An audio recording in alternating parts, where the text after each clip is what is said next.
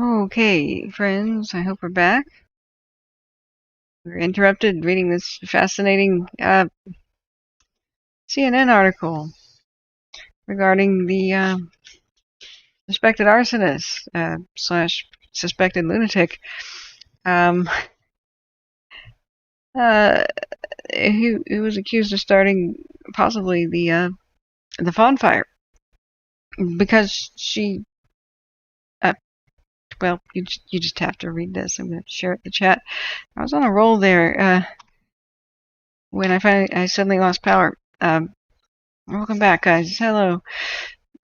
You know why I lost power is because a bear knocked on the door. He wanted his urine back, and he confused me with her because we're both blondes, apparently.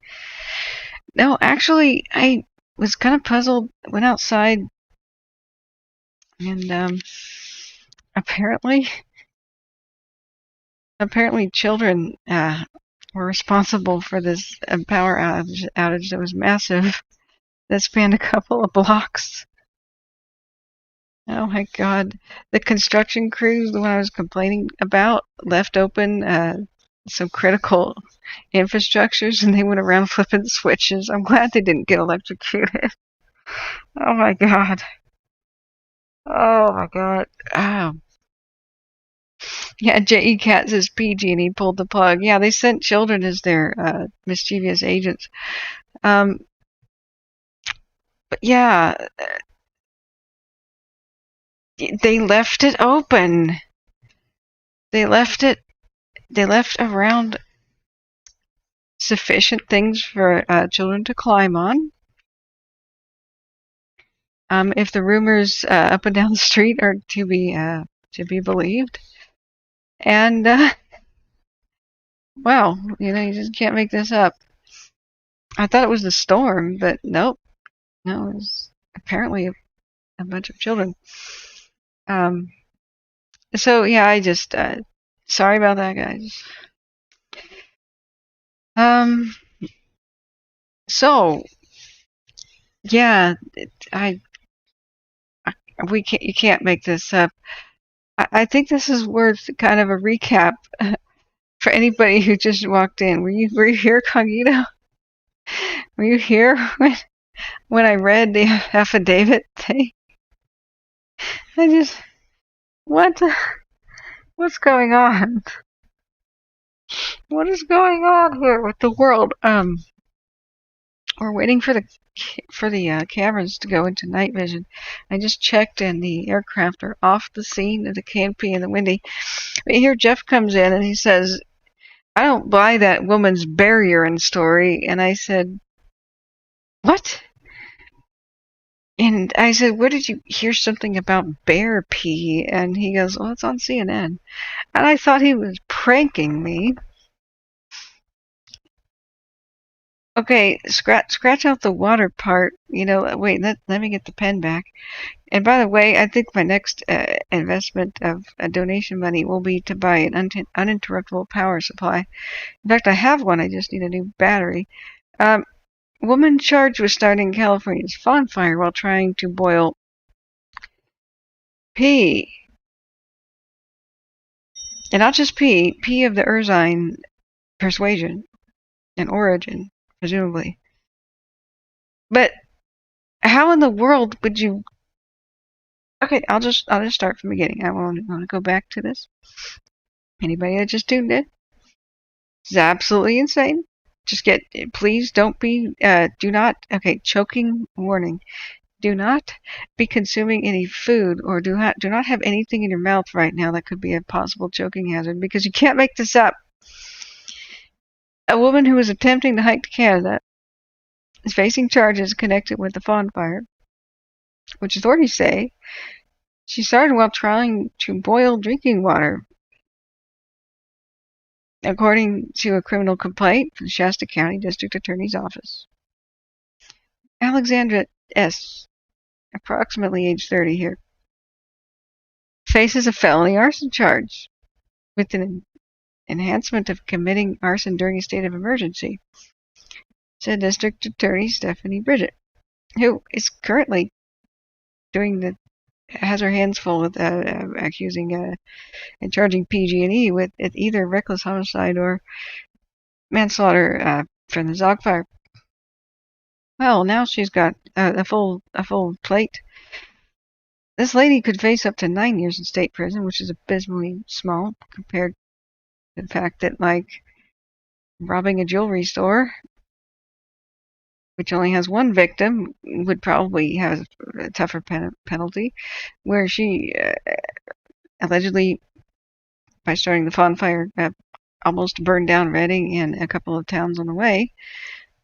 And the Fawn fire did burn up a few neighborhoods and nearly kill people.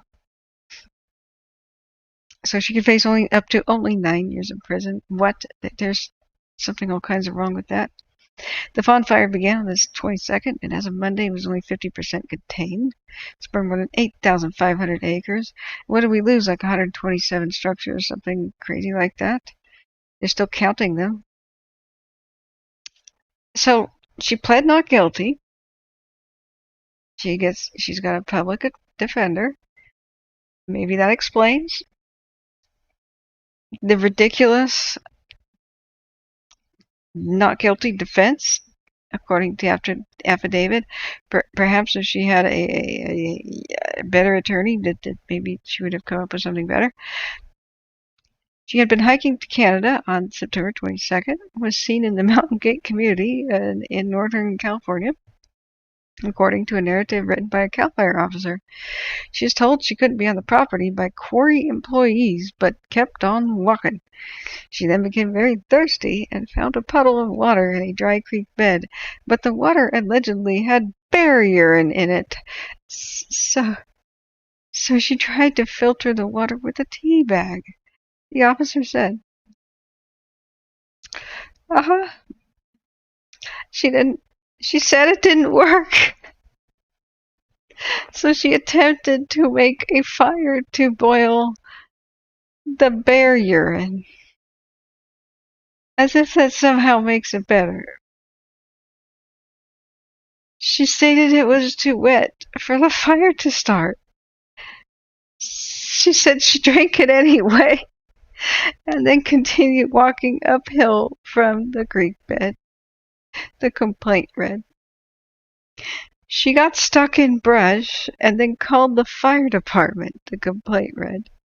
She was evaluated for dehydration and then questioned by CAL FIRE authorities when she allegedly told them she tried lighting a fire. She was then taken into custody, the complaint read. She was found with CO2 cartridges, a cigarette lighter, and a white item containing a green leafy substance, which I'm sure was oregano. The complaint read. Her bail is $150,000, and her next court appearance is October 5th. You just can't make this up. You can't. She drank it anyway? She tried to filter bear urine-tainted water with a tea bag and decided, I'm just going to drink it. Next to Lake Shasta, girl, that would have been a better choice. Shasta Springs water is known to be some of the purest, most wonderful stuff. I mean, the fire started like right here. Lady, I mean, there's a marina. You could put in 2 quarters and, these days it's more like $1 and 2 quarters at the marina and get the bottled water. You know, the I-5 is right there. There's neighborhoods at Garden Hose. This is nowhere near the trail to Canada. This is not really a great route. Okay. We're just gonna, yeah. I'm speechless. That's all.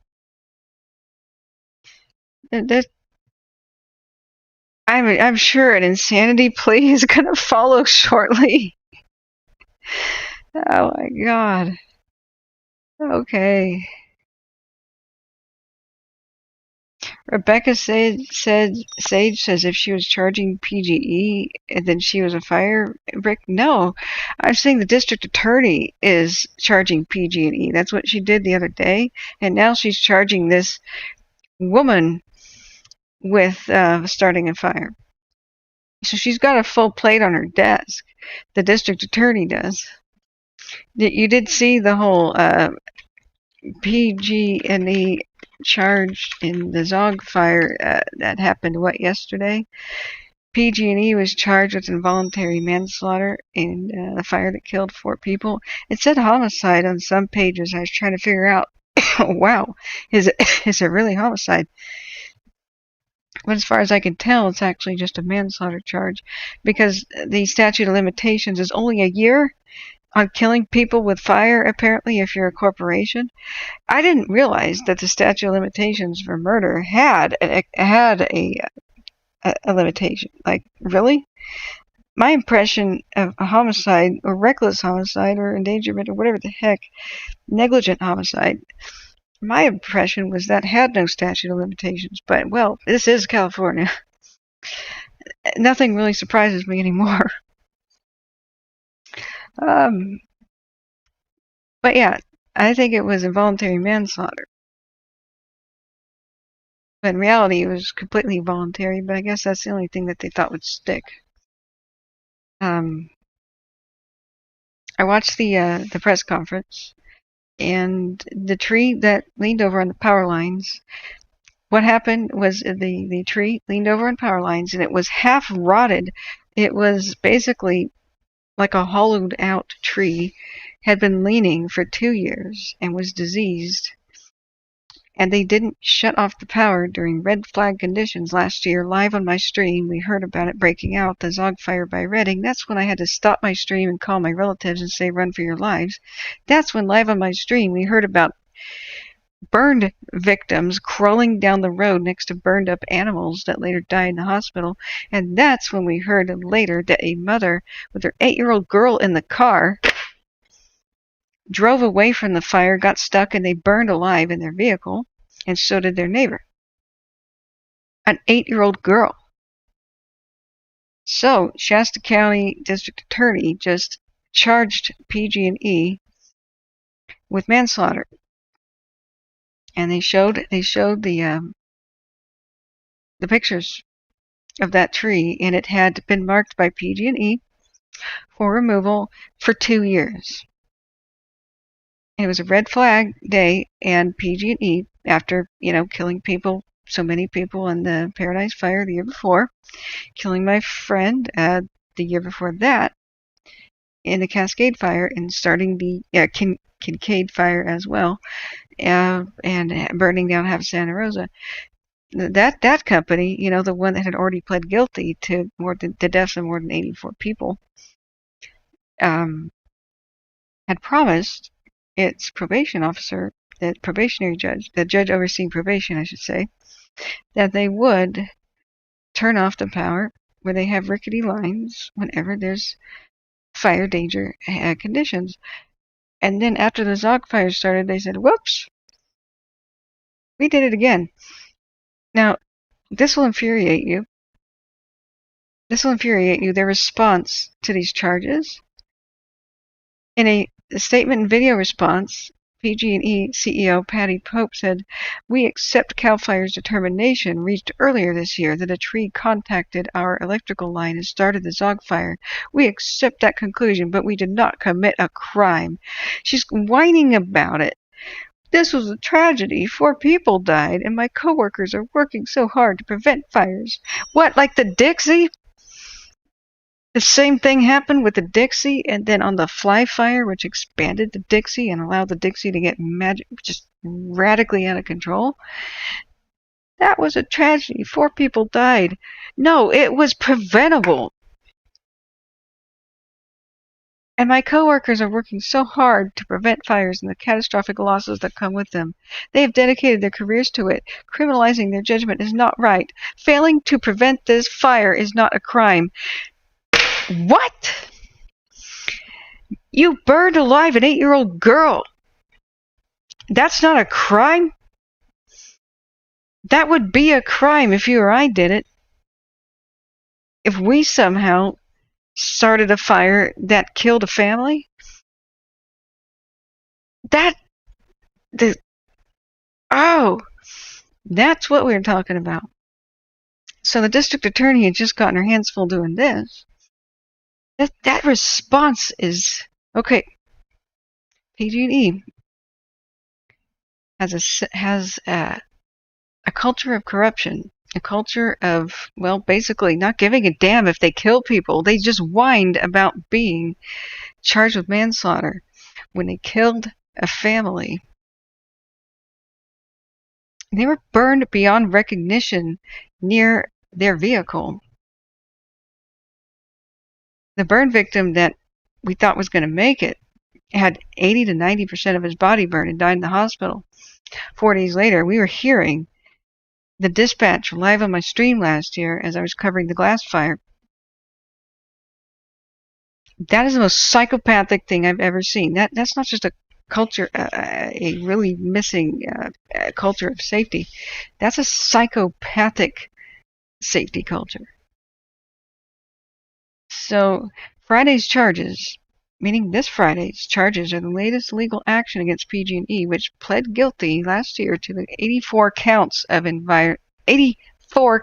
involuntary manslaughter in the 2018 Camp Fire that nearly destroyed the town of Paradise. No, it did.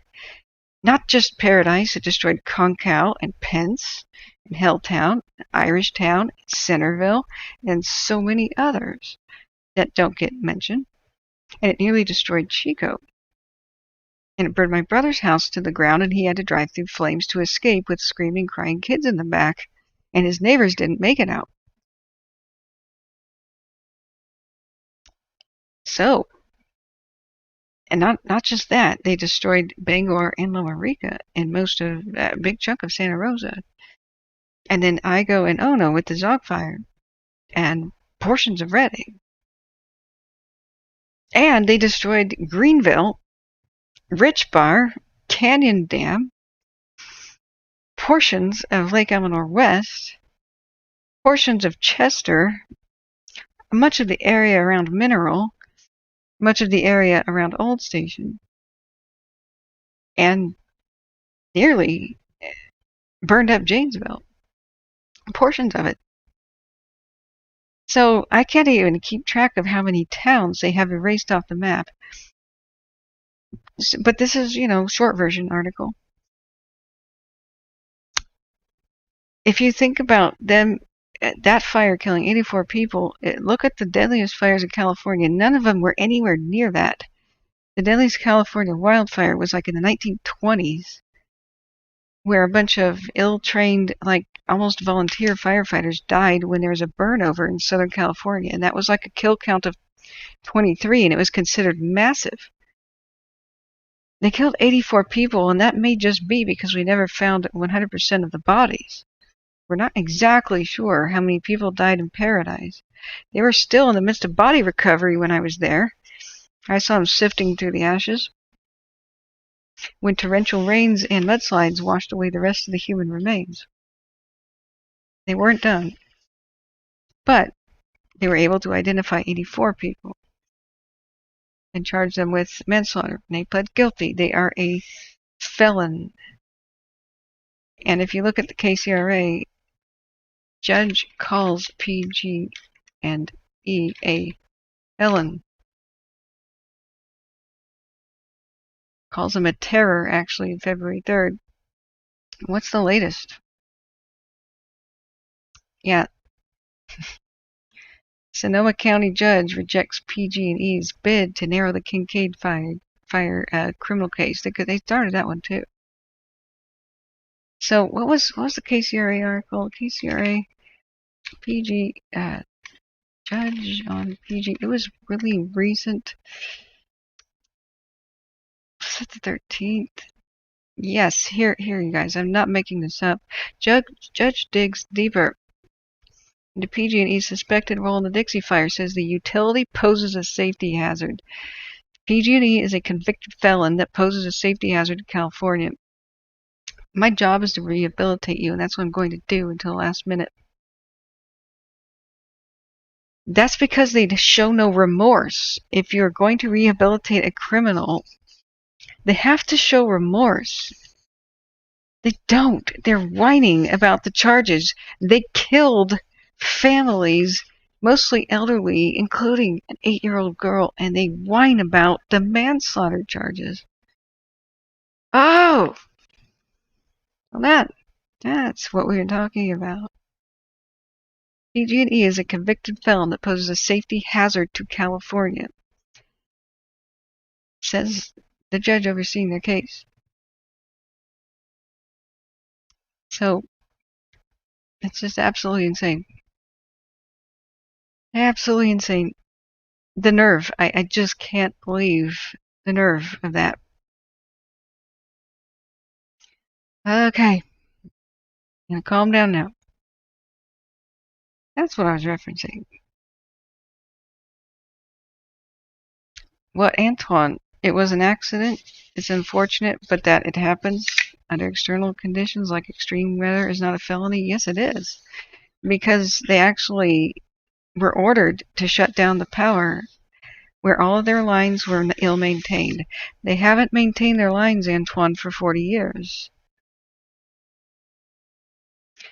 And that's why all these fires keep happening. Of the, what was it, the 27 deadliest and most devastating California wildfires in the past several years, PG&E sparked 23 of them, or 24 of them.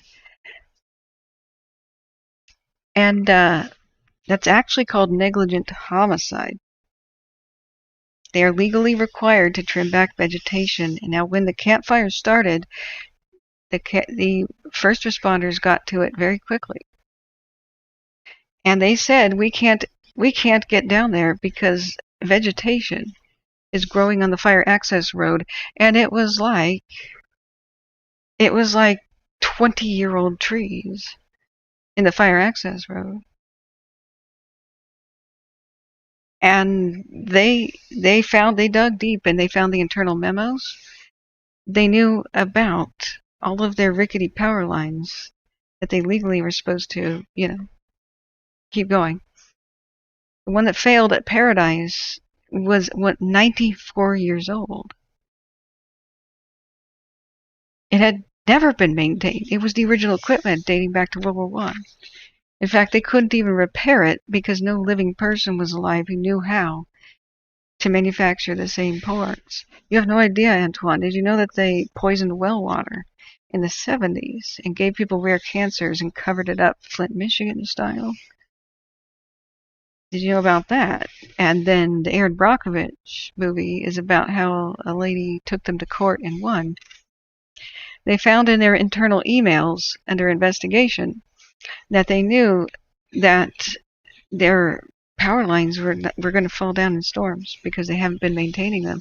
And in their internal emails, it was discovered, they said, it's better or cost effective to let power lines fail. They could start a fire, of course, but mostly power lines fail when it is raining. Therefore, we don't think fires will start very often.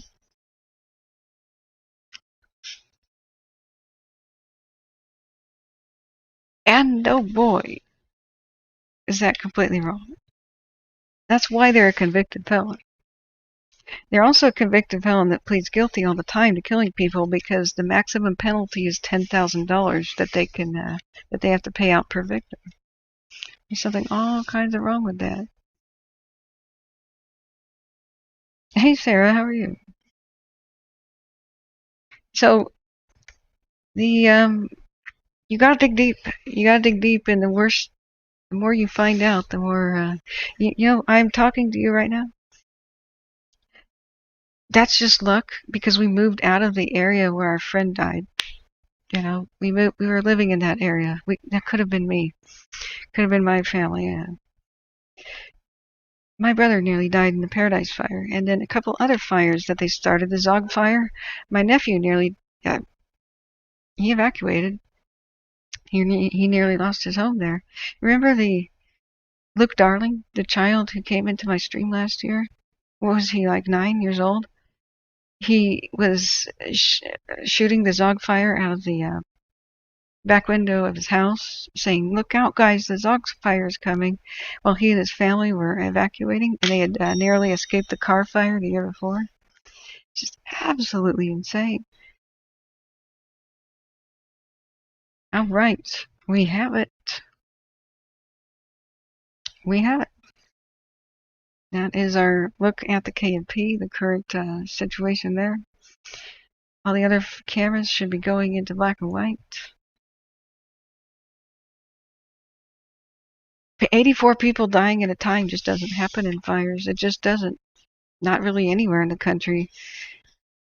Yeah, it's very similar to the Love Canal thing.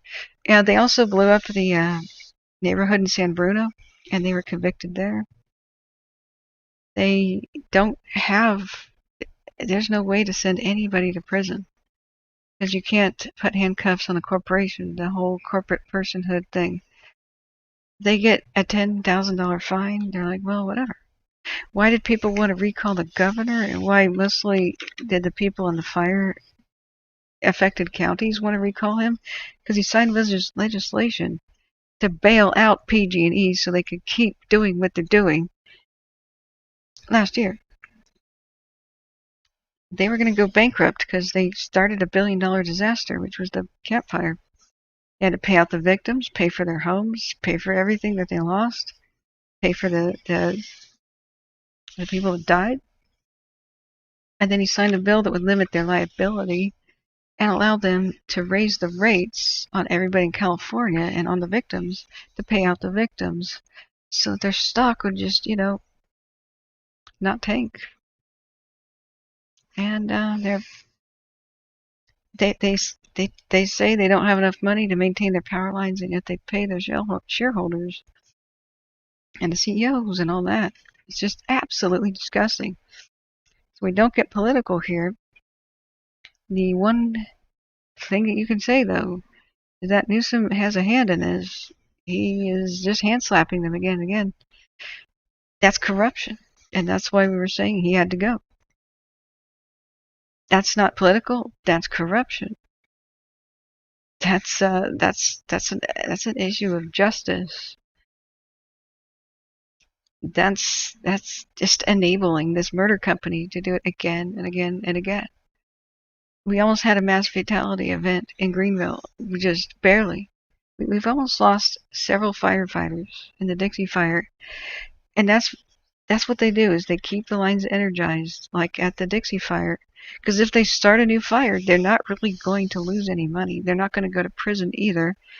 They're just going to raise the rates on California, drive businesses away, make it so people can't afford air conditioning or afford to pay their power bill.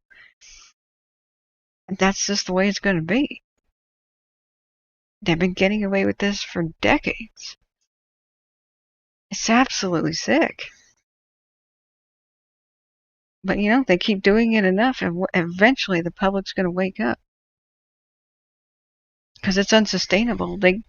For California and for the rest of the nation's going to pay with federal FEMA money to rebuild everything, to rebuild the landscape, to rebuild the forest, to rebuild everything. And that's you and me paying it, not them. They still have their global Bombardier 6000 Learjets. And when the smoke in California becomes unbreathable, they just take off for Hawaii or someplace. They don't have to breathe it. They don't have to deal with this. It's just absolutely sick. Just see how deep the rabbit hole goes. So,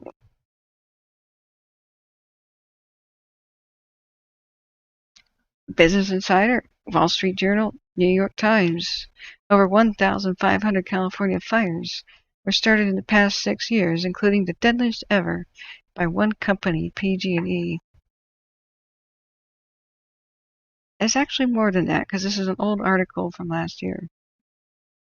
If you average it out, they start a fire with 1 per day. So when people get real mad at arsonists, well,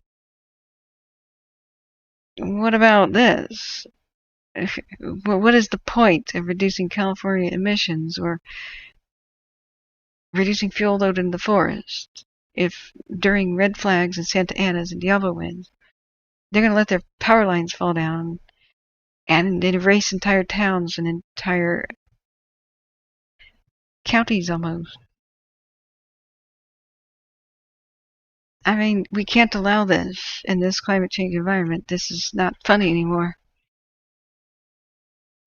And that's why laws have to change. They can't just keep getting hand slaps. They need to be shut down, liquidated, dispersed. There needs to be golden handcuffs on these CEOs because they keep doing it. Every single year, it may average to them starting a fire once per day. But in reality, the big fires start out usually multiple in the same night because power lines fall down all over California, Northern California, same red flag conditions and same high wind conditions. So the night that my friend died in the Cascade Fire, there were multiple lines down.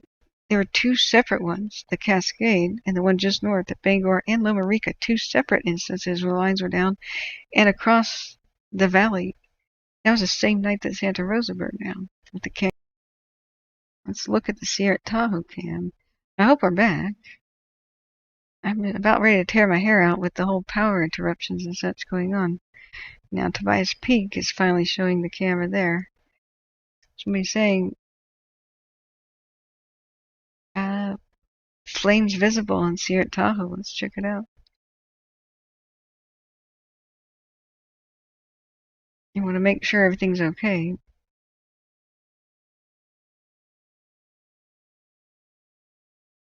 I don't think enough people knew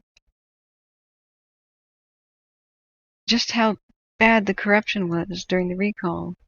That really didn't make the news, did it? Exactly, Antoine. There's no word strong enough. It's the same thing that's been going on. That's not really flames visible. It's the heat. Okay, never mind. That is flames visible. Shut my mouth. I saw this, and I thought that was just the heat. But yeah, we've been watching the smoke. It's I think it was pretty much looking like this, except during the daytime you just can't see it very well. But look at the clouds go by. That's some pretty fast movement. Yeah, I did, Isaiah. Hey, welcome back, by the way. Yeah, Sarah's going to go and cover this stuff. Be careful today, Sarah. There are no air evacuations. Do you have a radio? Because I don't know. I don't know, Sarah. I don't know that you should. This might not be a good time. The amount of trees that could be blown over into the highway right now because of the 60-mile-an-hour wind gust tonight. I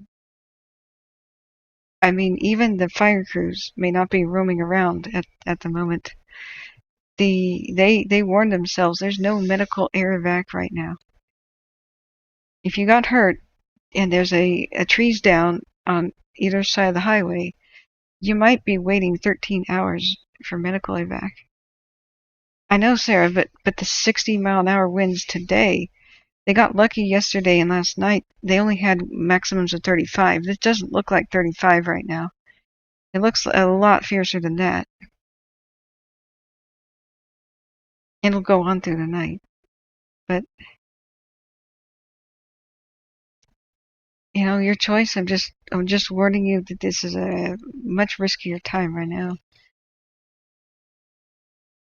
Why the Platypus says the Butte Fire 2015, we lost it all. PG&E caused it, and we were fully solar off-grid. I'm so sorry about that, Platypus. You know, eventually, almost everybody in California will have a story about how PG&E screwed them. So, yeah, up on Omo Ranch. Okay, go back up to the chat. Yeah, welcome back, Isaiah. I was just thinking of you. Good to see you. How's school going? Have you started school? Let's look back at let's look at Leak Springs. Now, Leak Springs here is the one I was the most concerned about. As long as that fire is staying right where it is and not spreading, it can go ahead and do that. We've been watching that spot for a better part of a week. The one that's on the Sierra Tahoe cam, north of 50. Going back up. Yeah, Valerie, the conspiracy thing is a banned topic because it doesn't lead anywhere good into the chat. We don't want people who are already fire traumatized to feel extra pressure or think that they have to worry about anything else. I'm not saying that your opinion is invalid or wrong or anything like that. We just have that rule of no conspiracies because we have enough to be worried about and stressed about what we can confirm. And the feedback I had from the fire victims in here was that it was cathartic to express to each other how they have been screwed, especially by PG&E and failed by the government, because that is a valid complaint, and it's a supportive group, and that's part of the horrifying reality of what they're going through is they're not getting compensated like they should. There's still a lot of victims of PG&E's fires that are homeless, living out of their cars, and feel suicidal because they lost everything. They lost neighbors, they lost friends, and they're not getting compensated, and they're not getting support, and the rest of the country doesn't even know about it. They generally thank me for help spreading the awareness. But when people talk about extra things, like come in here and say, this or that's really happening, this or that's really happening, or you're targeted by a shadow government, or this or that, then it really increases their stress levels and they will tune out. Whenever I get my fiery passions reared up, I then make a point to get it over with and then chill. But this is why I do this. When people are like, don't get upset, always be reassuring. Well, I'm doing this because I am upset. I'll be reassuring much of the time. But some things make my blood boil, like reading that, where that psychopathic response. Arsons are bad enough, but PG&E killing people and whining about the manslaughter charge, that just makes my blood boil. They're not. I wish they were. What's that called? When somebody's can go on probation, when a criminal can be redeemed. What's that called? What's that word? Actually, I'm struggling to think of it. Let's look at Tobias Peak Cam. Rehabilitatable. But they're not. This is the remains of Greenville. They're not. They've destroyed much of what I know. And tore my family apart. I'm sorry, I'm just not going to impassively cover this like a journalist. I will get upset sometimes. Let's go back to what the chat was saying.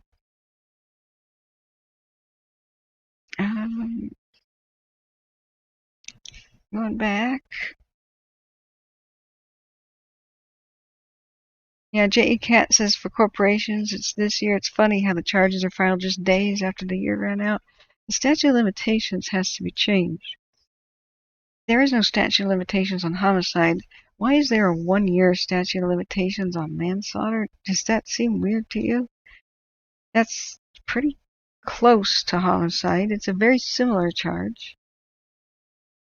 I don't think there should be any statute of limitations when it concerns fire in general. It's like the Golden State Killer is this old man in diapers in a wheelchair, but he was a cop that used to kill and murder and rape. There's no statute of limitations on that, and his murder victim count is, I think, fewer than PG&E's body count. Yeah, it's just me. I think that the justice system might need an overhaul. One where the elites are treated the same as you and I. Let's do a Tobias Peak 6 hour. I was hoping we'd have a Windy Fire update. Yeah, I'm sorry guys, it was buffering. If the stream is blurry, hit the 720p button. Go underneath the volume area, make sure you hit the live button so that you're live here on the stream. And refresh the page if you're still buffering in any way. So let's see here. Going back to the chat. I went back here. Yeah, yep, Havoc. PG&E complained again. Yeah. Exactly. I'm really holding back on what I think of that woman and what I think about. if you can imagine that, I'm actually holding back a lot of what I think about PG&E. It really would be kind of more like a George Carlin rant. Yeah, am I shocked? Havoc says exactly.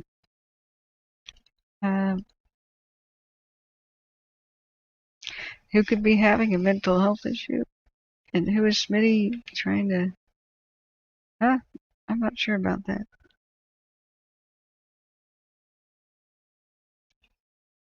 And went back down to the channel.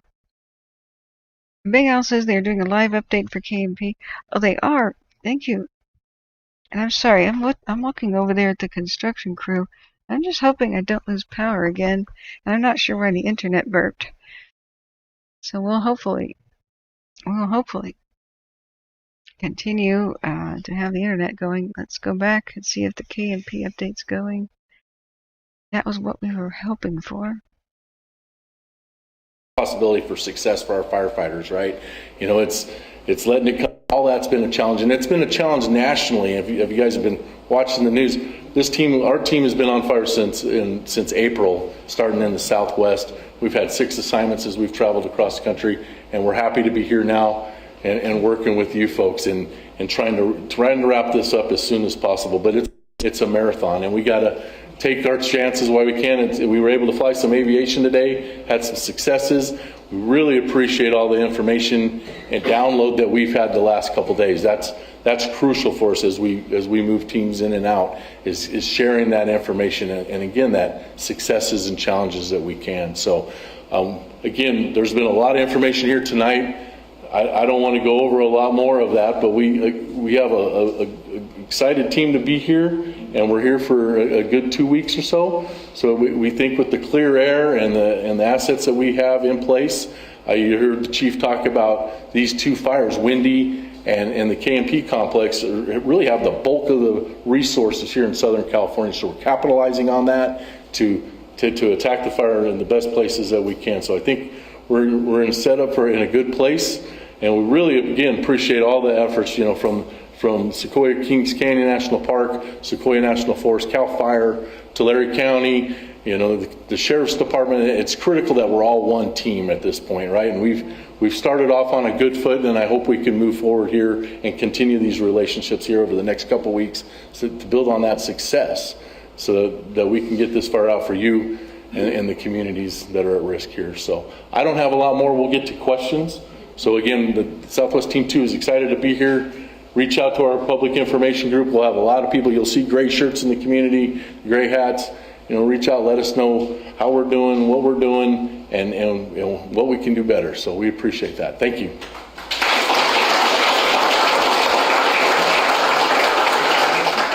Okay, one more quick announcement before we start. I will ask you to raise your hands, and then we have somebody with a mic, and they'll come over and let you ask the question. I will try to repeat it, and then we'll find somebody to answer it for you. As you probably all know, there is an INSA page, a Facebook page, a Twitter page, an email, and a phone number. None of those have changed. Everything that was at the old team, all the numbers, all the websites, everything rolled over. So from your perspective, if you've been looking at those pages or making those phone calls, they all still work. So continue to use them.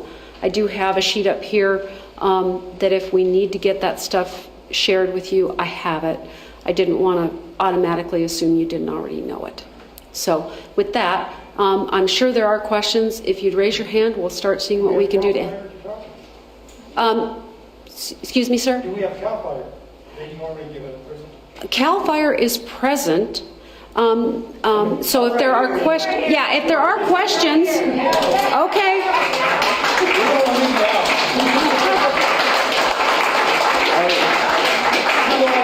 I appreciate that, sir. My name is Andy Turner. I'm the CAL FIRE agency rep, representing the department, representing your end holdings, your private lands, your livelihood, for your private properties. And as an agency, we've been advocating for you to get some more of that direct line that the superintendent was talking about. We've been advocating that priorities be made in the northwest and southwest corners of the fire, and we've been allocating a bunch of resources towards this. So as you get closer to a map and you see a spider web of dozer line out there, that's us, and our guys have dozers pushing 24/7, and we are putting line anywhere we can. So if the fire comes out of the park, we'll be right on top of it. It was suggested earlier that maybe we should leave our bias and emotion out of it when we're advocating for the firefight, and I want to say that that's not going to happen. I am extremely biased and emotional about these places where I've raised my kids, up in Silver City and brought them up to the mountains, and I don't want to see that stuff go away. So I'm going to continue to be an advocate for you, and together it's going to go out. We're going to get it, and we're not going to go anywhere. So that's all. That's the end of my report.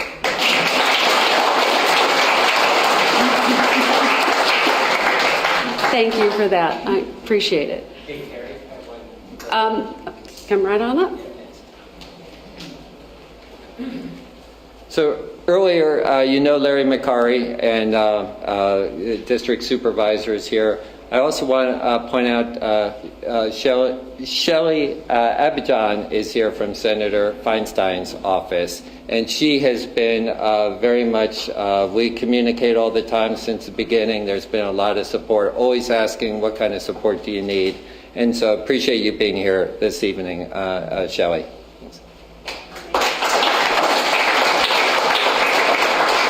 Thank you for sharing that. As coming in from the Southwest, I don't know all of the local players, so thank you for helping us with that. At this point, if there are questions that you would like to ask any of the people that are in the room and have been here, we have a gentleman raise your hands, and she will start coming around. We'll ask questions and answer them. If you don't want to hold your hand up the entire time, feel free to put it down, but as soon as we're done with that one, make sure it comes back up so we don't miss anybody. I'm just going to do, the mic is working. Yep, good. Could you describe some of the alternate contingency lines to your three rivers, and what would crossing Mineral Queen Road trigger? So I believe that's an ops question. The question, and I'm going to try to repeat it so everybody can hear it. If I don't get it right, please correct me. It was, your concern is about the alternate and contingency lines around Three Rivers, and you wanted to know what it would mean if the fire crossed Mineral Creek King Road. Did I get it correctly? Okay. Chad, I'll let you address it. So to answer the question about the alternate lines around Three Rivers, we'll have to get pretty precise on there, but there's multiple levels. We operate in the PACE model, primary, alternate, contingency, emergency. I would say in our PACE model, we have probably 4 to 6 layers of alternate before we go to contingency and emergency. So there's different road layers that have been reopened, primary dozer line, tied in with road systems, and when he referred to a spider web of dozer lines, imagine a plate of spaghetti going on the ground, and that's what some of them could look like in some areas. And to get real specific, I mean, we're going to have to get on the map, but just know that tying in road systems with dozer line, mastication line, the masticator, what'll do is piece of heavy equipment with a boom, with a drum that'll spin with teeth and really tear up some brush and tear up the ladder fuels to minimize fire behavior along a road system or a dozer line. So when we're talking about dozer line and prep and these road systems on these alternate contingency lines, that's what those look like. So I don't think you would get anything out of it if I talked to each one, but maybe afterwards you grab me or someone from CAL FIRE and we could get specific on those, but they are showing on the maps. If fire crosses south of Mineral King Road, and this goes with any of our alternate lines or our primary lines. If fire gets south, there's 100 different conditions what that fire could look like when it's coming across. If it heats back up and the brush wants to burn, specifically in Mineral King, when that brush wants to burn, it wants to burn and it'll go for a while. So it all depends on the conditions. If it's one rock that rolls across and fire does get established underneath it, if it's overcast, the crews, depending on the time of day, the crews could jump on it. If they have support from Aviation, they could jump on it. If it's overcast and the fire behavior is mellow, they can gain access to it. If it's sunny and the brush wants to burn, it could be one little ember that gets across, and it could be several acres in a matter of minutes, and it could really be chasing some people, and that's where we'd have to back off and find some of those alternate contingency lines to corral it. So know that there is alternate and contingency being made south of Mineral, but it's the distance is quite a bit bigger than it is around Three Rivers because how steep those canyons are, how large those canyons are, and the bottoms of canyons is not where we have historically a high likelihood of success, but on ridge tops we do, and that's the problem with that Mineral King. It's all mid slope. You don't get to ridge tops till you gain a couple thousand feet of elevation gain. So that's the challenge moving south. Hopefully that answered that question for you.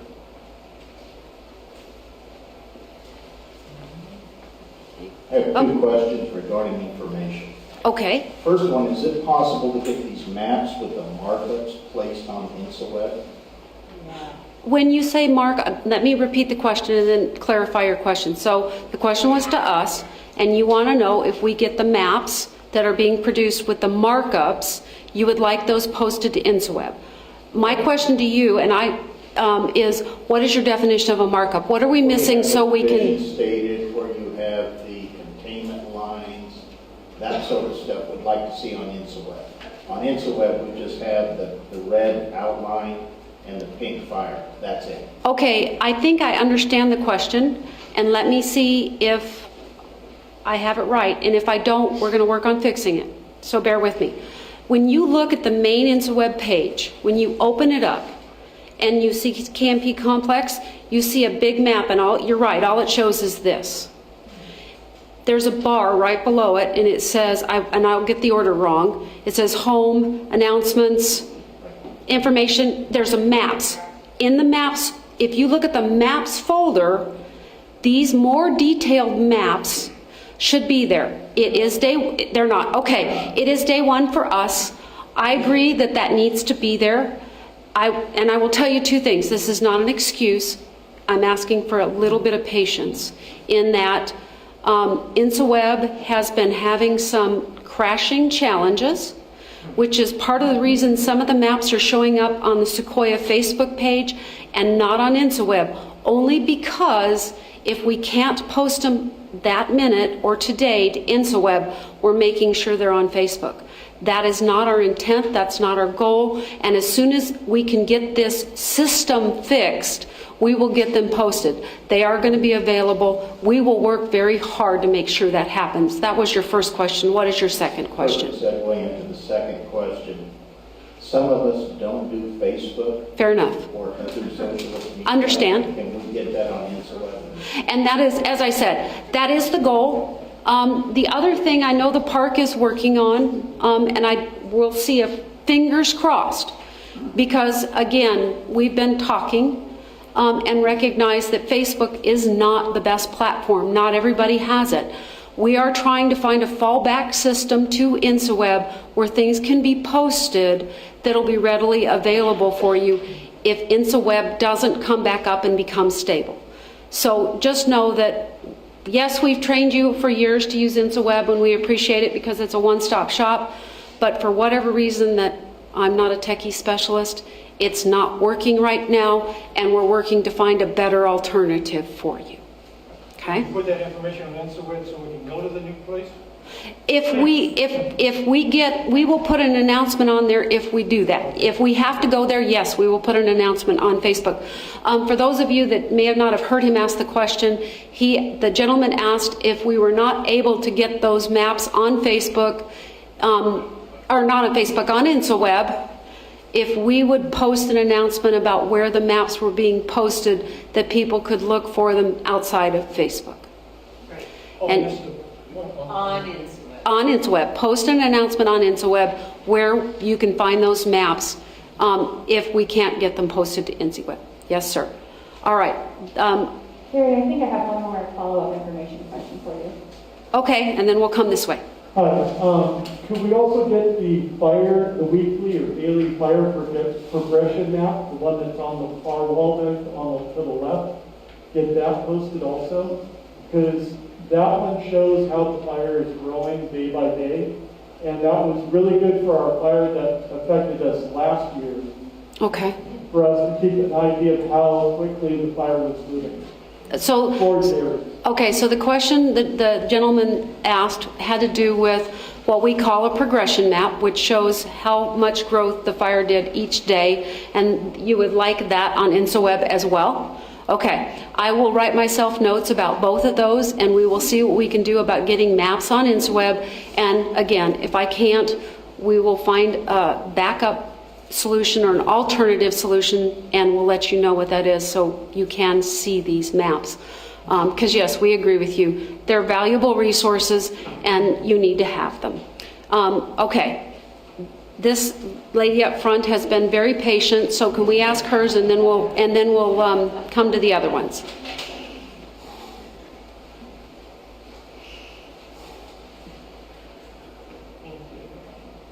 Do we have access to and are we utilizing night vision helicopters?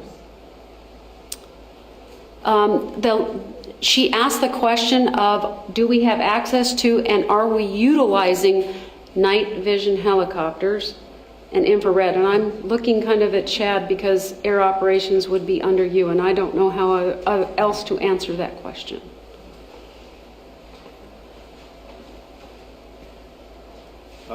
Short answer is yes, but very limited.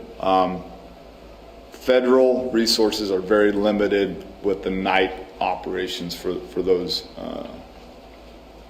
for that resource. The state of California does have that, and correct me if I'm wrong. You guys have been using it at night. Looking at a Cal Fire resource, have you guys been using any night aviation? Negative. Negative. Okay, so no, I heard some traffic on it the other night before we had the fire, but so the answer is no, we have not been using it. Hey Carrie, while we're on the subject of fire, aircraft, we've been getting some questions through the Facebook Live Q&A, and I wonder if maybe we might just talk a little bit about how we make the decision to fly and where you go and what kind of determines the resources you have available. Okay, so I'm going to try and repeat that. That was a comment that came in on our Facebook Live feed, and the question had to do with how we use our resources, how we make the determination of when we use them and where we use them. Does that pretty much capture the question? That sounds great, Carrie. Okay, Chad again. So this is going to be a very, that's a complex question. We have an air operations that helps decide a lot of that, but the first one's going to be visibility. You guys saw the layer of smoke in here. There's some aviation resources that can fly. We have drones, unmanned drone capabilities that can see through some of that thick smoke with some infrared technology. We have that, and they have been using that the past few shifts. We're using that daily. As far as the larger aviation, we have an air attack platform that flies daily, monitoring the smoke.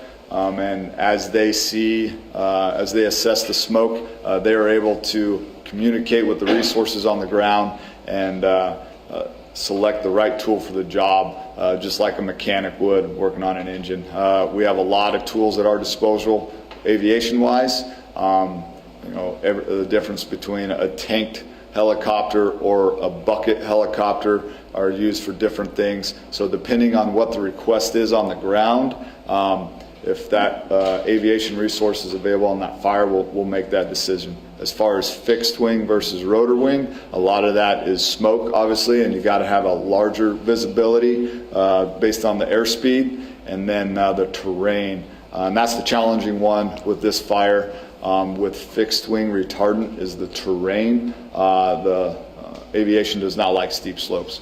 So you combine that with smoke. So those are some of the challenges, but those are the factors that influence what piece of aviation tools that we use in an operational period.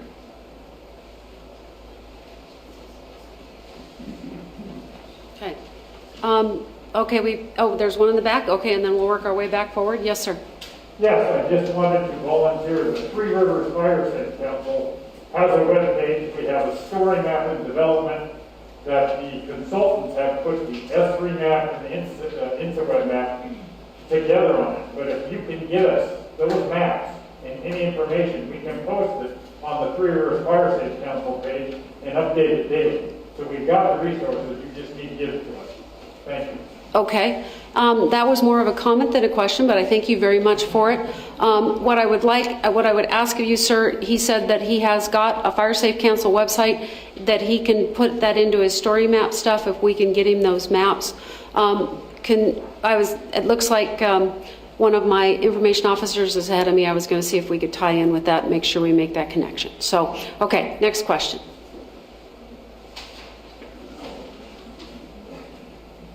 Yeah, hi, this is a specific question.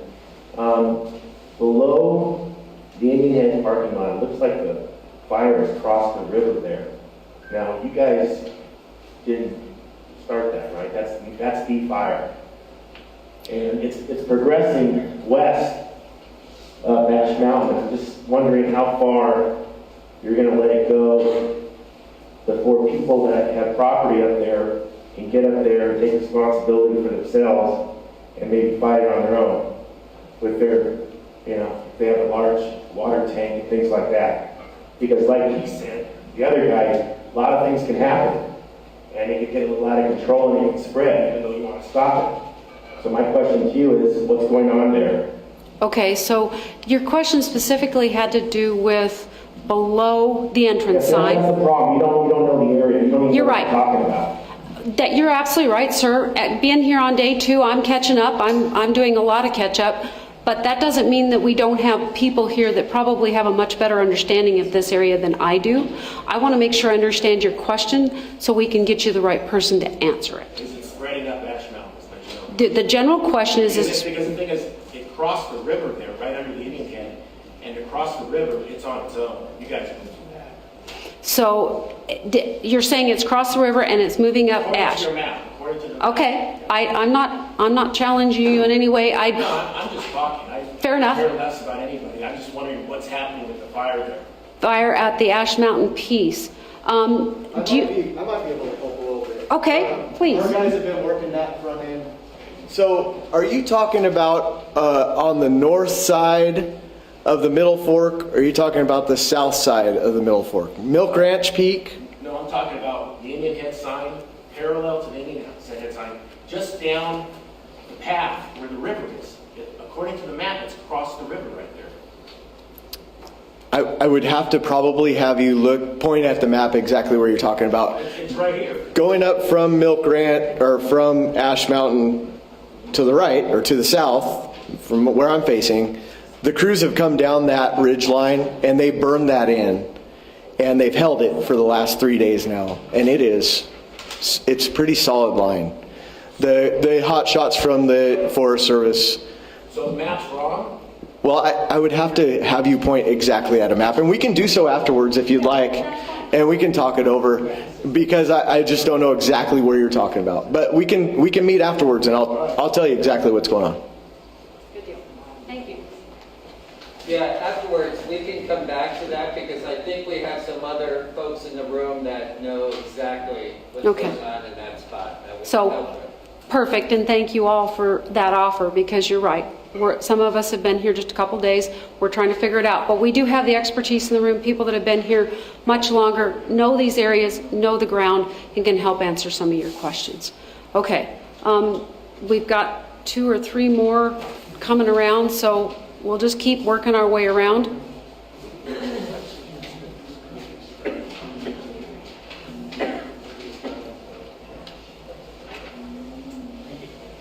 I have 2 questions. One Okay. is, just from my view, and it seems like the fire is not coming toward Three Rivers very quickly. Seems like it's almost has been that since the last several meetings, a week or so. Am I misunderstanding what I'm seeing? So you're talking about this southwest corner. Yes.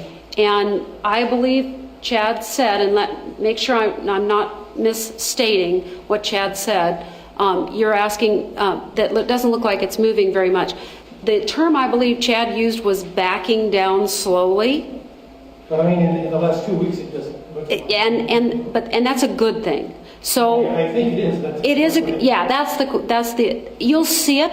We're not saying that there isn't fire up there, but if it is coming down the hill against the wind and it's moving slowly, that gives us firefighters a chance to find that line where they can hold it, and they don't have to try to get up that hill and put them into a place that Dave talked about. That is one of those benefit versus reward, kind of, we put firefighters in risk that is way too unprobability of success, where we can allow it to come down to a place where we can fight it and be much more successful and safe.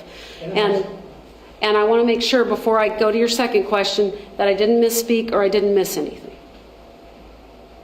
Correct. Okay. Without getting specific on the original. It just doesn't seem like it's coming down this fast. Okay. Correct. Okay, My second question. is a follow-up on the night vision helicopter. You said it's a limited resources.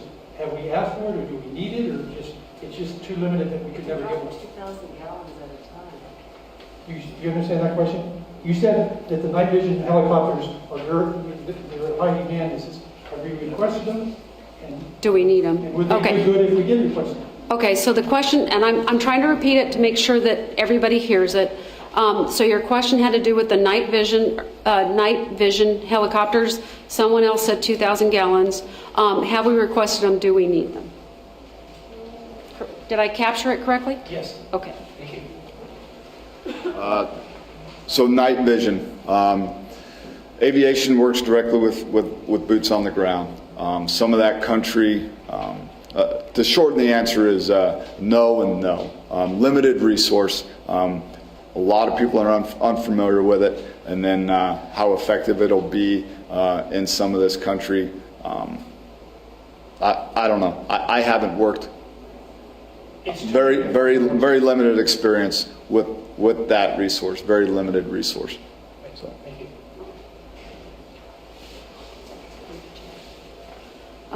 Thank you. Okay. Have we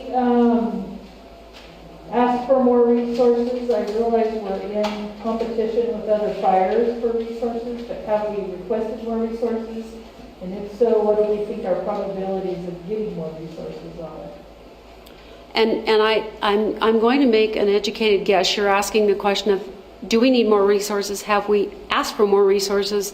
And what's our probability of getting more resources? And I am guessing you're talking about boots on the ground. Any resources you need. Okay. All right. That's a multifaceted question, but I'll let Chad answer it for ops, and then if we have other questions about other resources, we can address it. Yes, we do have a need for more resources. We've made the request. We have outstanding orders, what it's called, and then we get what is UTF, unable to fill, with different types of resources. That's overhead, crews, heavy, mid-level leadership, all across the board. The coordination with CAL FIRE and the state and the county, they help supplement that a lot. It does come with some challenges on who pays for what sometimes, which is that's the reality. But yes, we do have orders out for resources. Given the time of year, some of those resources are very limited. Towards the end of the fire season. So short answer is yes, we have ordered a lot of resources, and some of them, do we anticipate getting them? I would say yes, we are competing with a couple other fires just within the state. So, thank you. Okay. I'm going to ask that I guess we have a couple of online questions, so we're going to let those questions be answered as well, and then we'll go back and see if there's any other questions in the room, and if we run out of time, we'll still be here and we can talk to MAPS and people will be available to answer some very specific questions and concerns. But yes, go ahead. So there's some specific questions regarding evacuations, and I wonder if we could just talk a little bit to how we analyze those types of situations and make determinations as to which areas are under evacuation warnings and so on. Okay, so the question that came in online has to do with evacuations and how those evacuations are determined, what goes into making those decisions. And it looks like the sheriff is going to come up and help me with this one. And I appreciate that very much. And where's your sheriff from? Tulare County.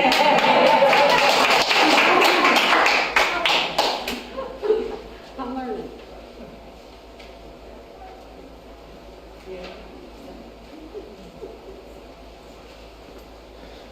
Okay, so hopefully I understand the question correctly. When determining the lines for the evacuation, we look at response time and how long it'll take me to get personnel up into that area from the initial call out to actually them knocking on doors. So that's how I'm measuring the time frame for those lines there. And then as far as the repopulation, I'm going off of what the team is telling me, what the firefighters are telling me, and everything else. Hopefully that answers the question. Thank you so much. Okay, next question from online. Hi, I'm Sheila Stone from the Three Rivers Chamber of Commerce. Yes. So I have multiple questions from multiple people, so just bear with me and I'll try to keep them all in group. Okay. So I am a business owner and also a former firefighter at Ash Mountain. So I'm very familiar with terminology, but some of our people that are viewing right now may not be familiar with that terminology. So Mr. Rice, can you explain to our people that are viewing what exactly does it mean, division? That's okay.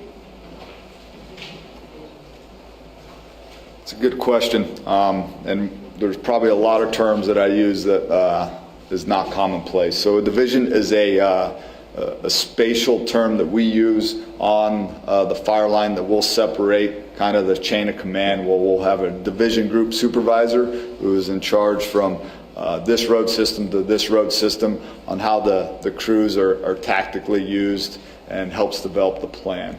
And so we'll have in our incident command structure, operations, branch, and division level. So the division is spatially identified on the map. Can you clarify for people watching, does the division mean that only CAL FIRE is on one division for services on another? Or are they intermingled? They can be separated. On this one, they're intermingled. Okay, thank you very much. Another question that I've been asked by someone is, this one's a little more specific, and it's probably for you, Mr. Rice. This one is, I'm going to have to read it. Do you have a tentative timeline that you can share when you plan to backfire Shepherd's Saddle where it meets North Fork, or anywhere along Shepherd's and North Fork? And if you have a trigger point for mandatory evacuations for that area at this time? And can you Sorry, that's a big question. Can you attempt to summarize that question? The question is our timeline and trigger points to initiate a firing operation near Shepherd's Saddle. And North Fork area. And North Fork area. Sorry, that's a tough one. Where Shepherd's Saddle meets North Fork. We do not want, that's part of our alternate lines. We do not want to fire that off. So we go back to primary, alternate, and contingency. So our trigger point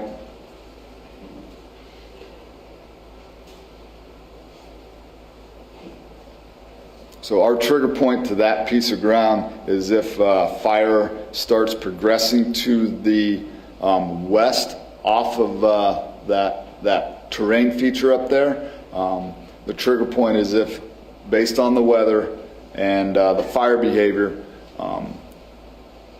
if we know it's going to impact that, then we'll initiate a firing operation. But we have to be a few shifts ahead of that, because that firing operation that includes that specific piece of line includes it's going to add a bunch of acres, a bunch of land in there. So the specific trigger point, I don't have a date and time for you when that is, but it's going to be based on fire behavior, the expected weather, and the progression of that fire. So it's going to be very vague right there. I understand. I'm just repeating the question. Another question was for Mineral King. So we've been told that the crews have been backed out of Mineral King for safety's sake, which is very important. Do we have crews at the Oak Grove Bridge right now on standby, or are they fully off of running off of the Mineral King Road? No, so in coordination with CAL FIRE, there's some heavy equipment and additional heavy equipment moving into that Silver City and Mineral King area to help prep some of that infrastructure in there. So you're farther past Oak Grove Bridge, is what you're saying? Yes. You are? Yeah. I'm not familiar with Oak Grove Bridge. Oak Grove is 7 miles up? Okay, yeah, I do know that. You're at Mill Branch, I've been told. Yeah, so we're staffing all of Mineral King Road right now. Okay. And then I had one more question, and I just lost it. Division, first question, Oak Grove, North Fork. There's something else, but if it's important, I'm sure they'll text me and let me know. Sorry, I do remember what it was. Superintendent Jordan, for businesses here in town, business owners, Park Service is closed. The park is closed, which means we're out of business. Previous experience in fire, and as a business owner, my guess is that we're looking at least another month before this park opens. Would you say that's a fair assumption? Can you repeat the question for me? Thank you. So the question is, or the request is for me to look in the crystal ball and try to speculate how long the park will be closed for, Sequoia National Park specifically. It is really an excellent question, and I've been asking myself that question every day, quite a bit, especially as I start to look beyond this fire. And I will tell you some of the concerns I have that is going to complicate opening the park.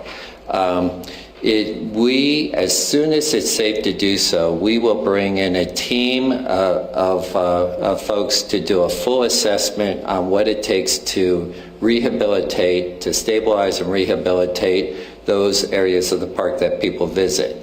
So, of course, the greatest interest is the General's highways up to Giant Forest. And I can tell you that the fire burned with great intensity on some of those slopes on the General's Highway.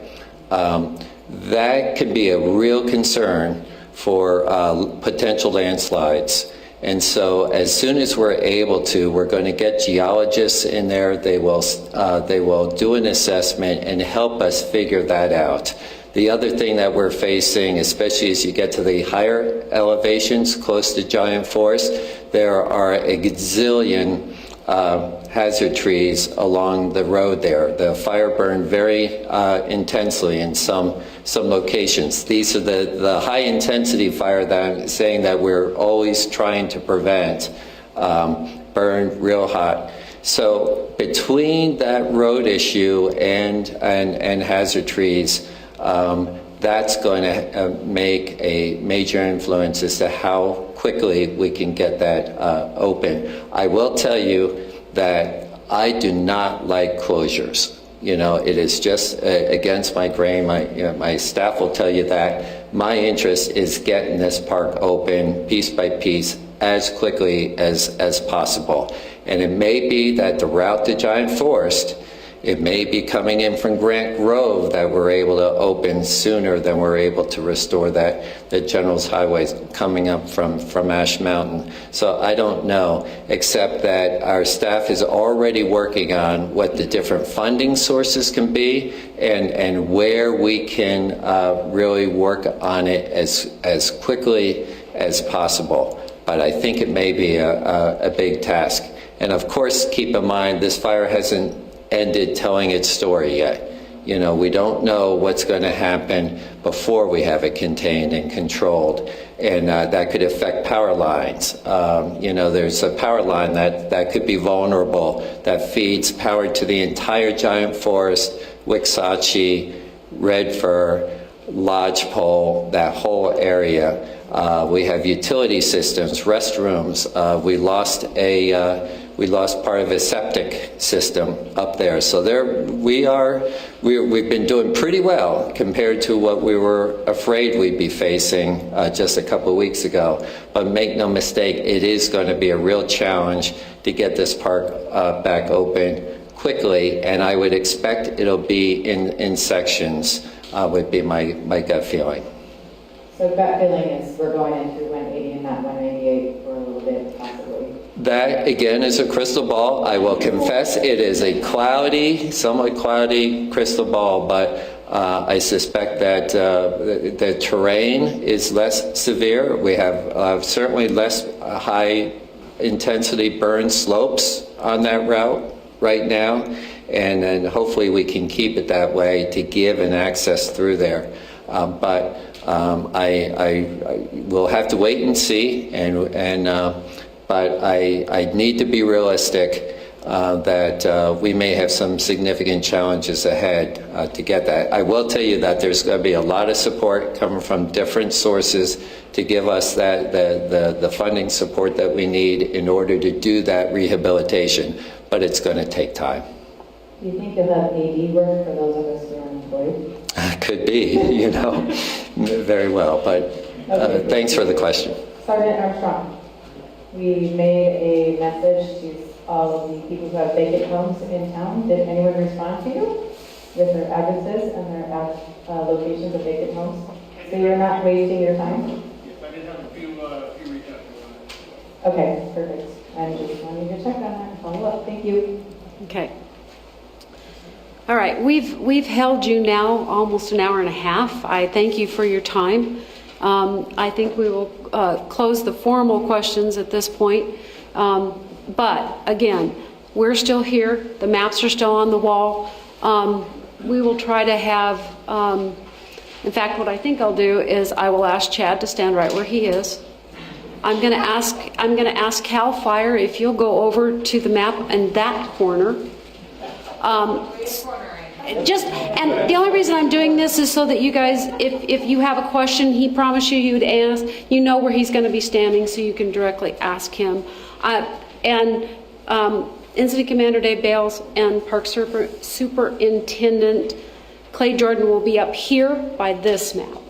So if that works for everybody, I probably missed a couple people that might need to be helping answer questions, but we'll field that as we go. So with that, thank you all for your attention. Thank you all for your coming to spend your evening with us, and we'll be here to answer a few more questions. Thank you.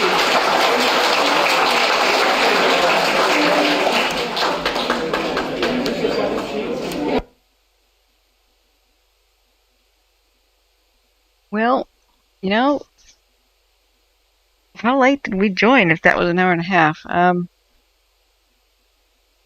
I tried to find this earlier. When I lost power, that was a huge disruption.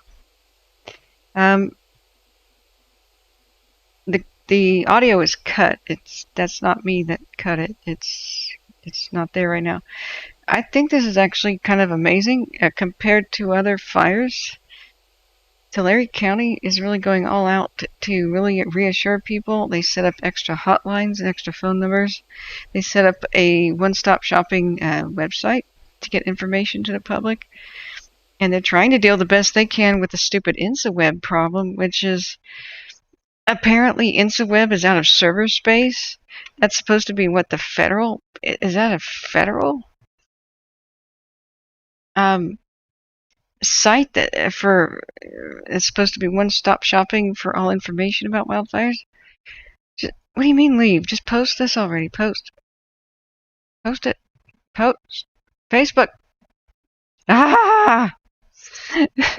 Come on, technology work. Whatever, fine. Yeah, that was an hour and 26 minutes. Now that it's a video that's like done, we can go back to the beginning. I tried to go back to the beginning while it was playing, and like we couldn't. So it'll kind of like take a second, and then we'll be able to watch it. If you guys need to watch the entire thing or go back, that's the link to it.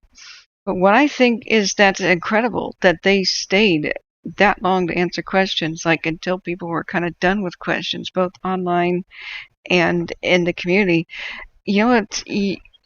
Just contrast that with the Caldor meeting, where there's usually like 45 different questions every single night, and they answer 2. What was the Caldor meeting, like 6 minutes tonight? That was an hour and 26. That's actually extraordinary.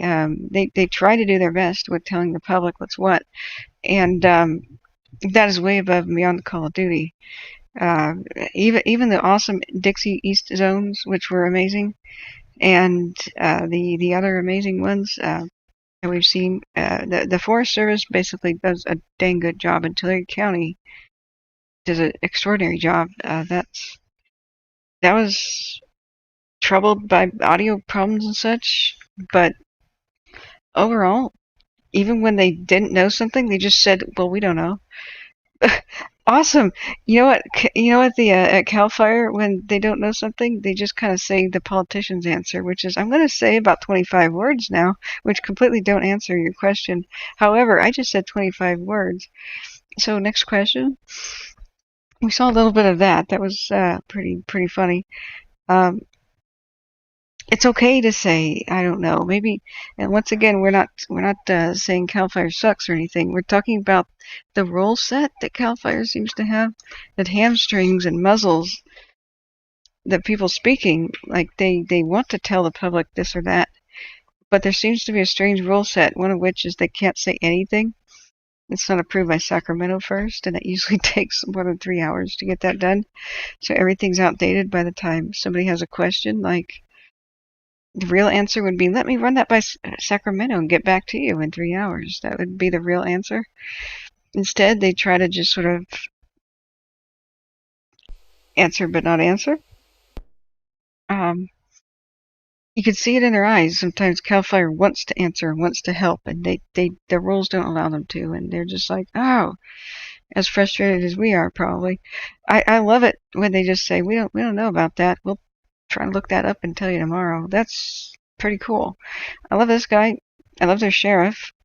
She's pretty cool, and I must admit, here's about the time we came in. I think we may have missed like 23 minutes of it. We could go back and watch that. John Sater says, "I'm happy it's raining and glad your voice is back." My voice is not back. I'm about to go because I can't stand talking anymore. I mean, if you talk about me about on the verge of losing my voice, that's what's going on. We now have the magic nighttime cameras that can finally show us what we've been waiting all day. If you mean I'm glad to hear you, then yeah, then thanks. But I have been really dismayed.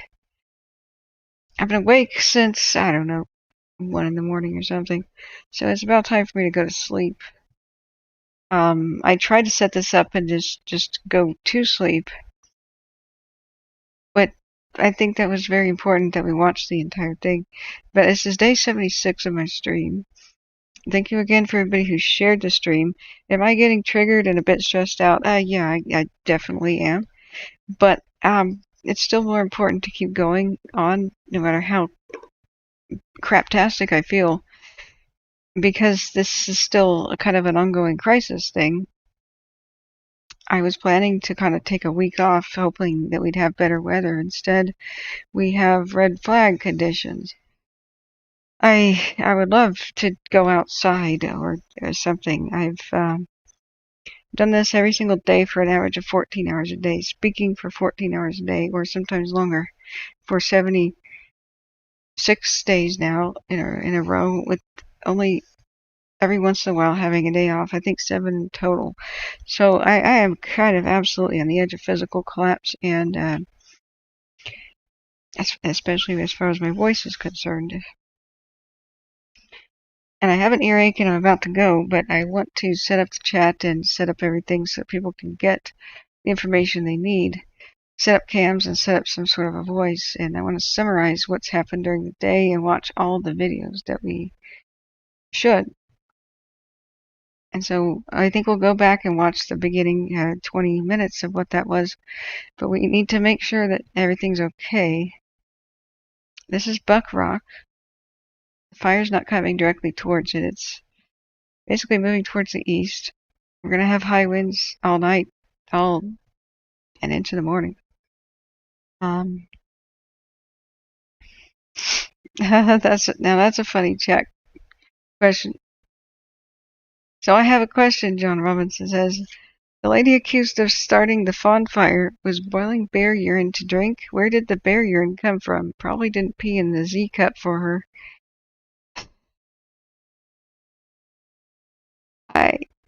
Yeah, there's all kinds of things wrong with that story. My personal opinion is she's making that stuff up in order to appear crazy, and she'll plead insanity. However, that's just my personal opinion of what could be possibly happening in a situation like this. I think I just did a perfectly good enough legal disclaimer. Right, exactly. How does Dr. Grande word that? Mind you, I'm not diagnosing anyone. I'm just merely speculating on what could be happening in a situation like this. Therefore, I'm not accusing or anything. She could be mentally disturbed, or she could be somebody with a serious addiction problem. Either way, could be completely innocent and not have anything involved. These are all the scenarios. However, after telling a story like that, I think it's almost like she was mocking Cal Fire in a way. It could be interpreted that way. I mean, it's a written affidavit or a statement. So, the whole bear pee thing. Remember Bear Grylls, the guy who drank urine in the survival show? You know, I could picture the delivery of that in my mind, of taunting people, saying, "Yeah, I drank urine like Bear Grylls did. Yeah, bear urine, ha ha ha," or something. You know, like, who knows what really was going. I would love to see body cam footage. Nevertheless, I don't even like the fact that she was named or her photo was released at all, because the shenanigans that'll result Like, she can't get a fair trial in California now, and therefore we have to spend $8 million of the public money to move the trial to Tennessee or something. I really hate it when that happens. And when people came on my channel and wanted to name her and like explain who she was, I really resisted that. But when the media just threw it everywhere, including CNN, well, the cat's out of the bag. When somebody said that the bear urine, okay, her excuse for trying to purify water, to start a fire was trying to purify water. No, actually, bear urine tainted water. I just kind of cough a little bit up about that. That's just all kinds of... Yeah, you love Dr. Grande, Desiree? Yeah. I was one of his original people, you know, that I knew about his channel long before he did the popular, like, examining famous cases. So he personally liked some of my comments, which is a badge of pride that I have. Back to the topic, the fire. Wendy, we should check the signatures.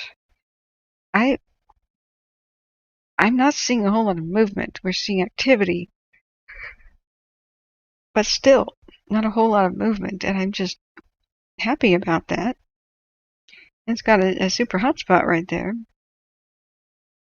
but it ain't charging for Fairview or making a run for Kernville or anything, knock on wood, that we can see. I'm just, you know, knock on wood. Hopefully they have a better day and night than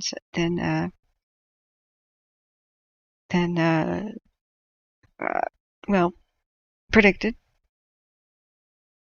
And Tuan says this is not a bear. Right, try not to think of a white bear.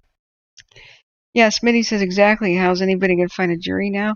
They're going to have to find somebody who just lives in the middle of the Rocky Mountains without electricity, who doesn't even know the California fires are happening, who just happens to be wondering, why is the air quality so bad? Is that smog? Yeah, they're going to be hard pressed. So, John Sater says our version of Florida man. Well, you know, if you're from anywhere near the Center Buttes, like there's a joke about Yuba County and such, is that's the original Florida man stuff. If the media can find an upstanding, well-dressed, well-read, educated, clean, respectable person to interview during the floods or any other kind of disaster anywhere near the Center Buttes, they will bypass that person to find the nearest toothless, you know, uncombed, grinning, halfwit, you know, that they could find, and they will interview that person. And that's basically the what the media basically uses to represent the Northern California Valley. It's just, it's one of those funny things. So KDOC says the jurors in her trial will have to come from California since these are state charges. Wonderful. Wonderful. Yeah, they just kind of shoot themselves in the foot, law enforcement does sometimes. I was also a little bit disturbed at the extremely elaborate, damning presentation on the guy who supposedly started the Cascade Fire, the one arsonist dude. And the fact that they really didn't go out of their way to make it very clear that he did not start the Dixie Fire. I cannot tell you how many people trampled in here saying, it wasn't PG&E, it was that arsonist guy. And I just, oh my hair. I can't stop. I've got to stop pulling my fingers through my hair because I'm going to be bald soon if I keep doing that. It's like the Twitch meme. What's that emoji of the guy running his fingers through his hair in frustration? What is that? The Twitch running frustration guy?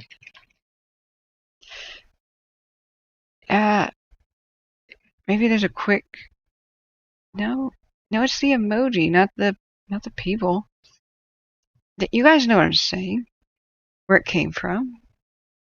People who know Twitch know. Frustration emoji. That. Not like this. I keep doing that constantly on the fires. I'm gonna be bald. That's all I do. In fact, I'm just gonna replace my Facebook portrait with that. Just really? Really? I mean, this one's a runner-up. No, but this is the better one. So, Tobias Peak. These are Tobias Peak 1 and 2. Wow, Tobias Peak 2 is having quite a flare-up. Here's number 1. We hope Tobias Peak makes it, but guess what? There's another fire lookout that the Windy has approached called the Baker Fire Lookout. I don't know if it's still in existence. We could try to check it out, but now I'm worried for a second fire lookout. They already destroyed, well, the third. It already destroyed the Mule Peak a little bit north of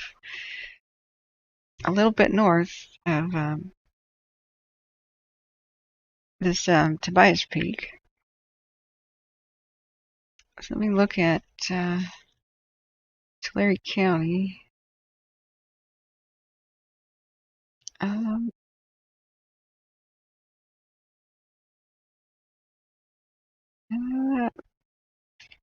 This is what Tobias Peak looks like.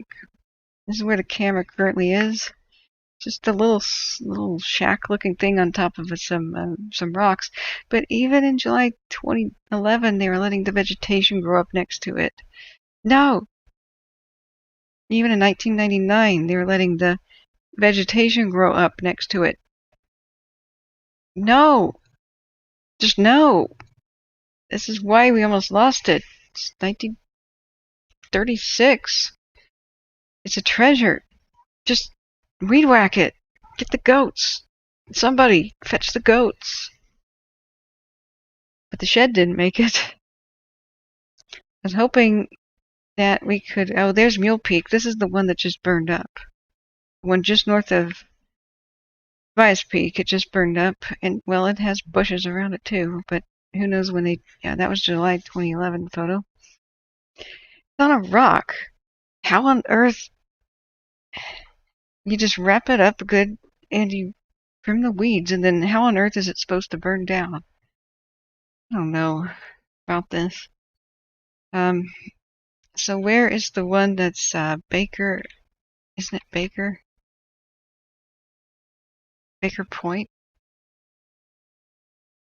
Okay, this is the new one where the fire is at currently, but we have no camera.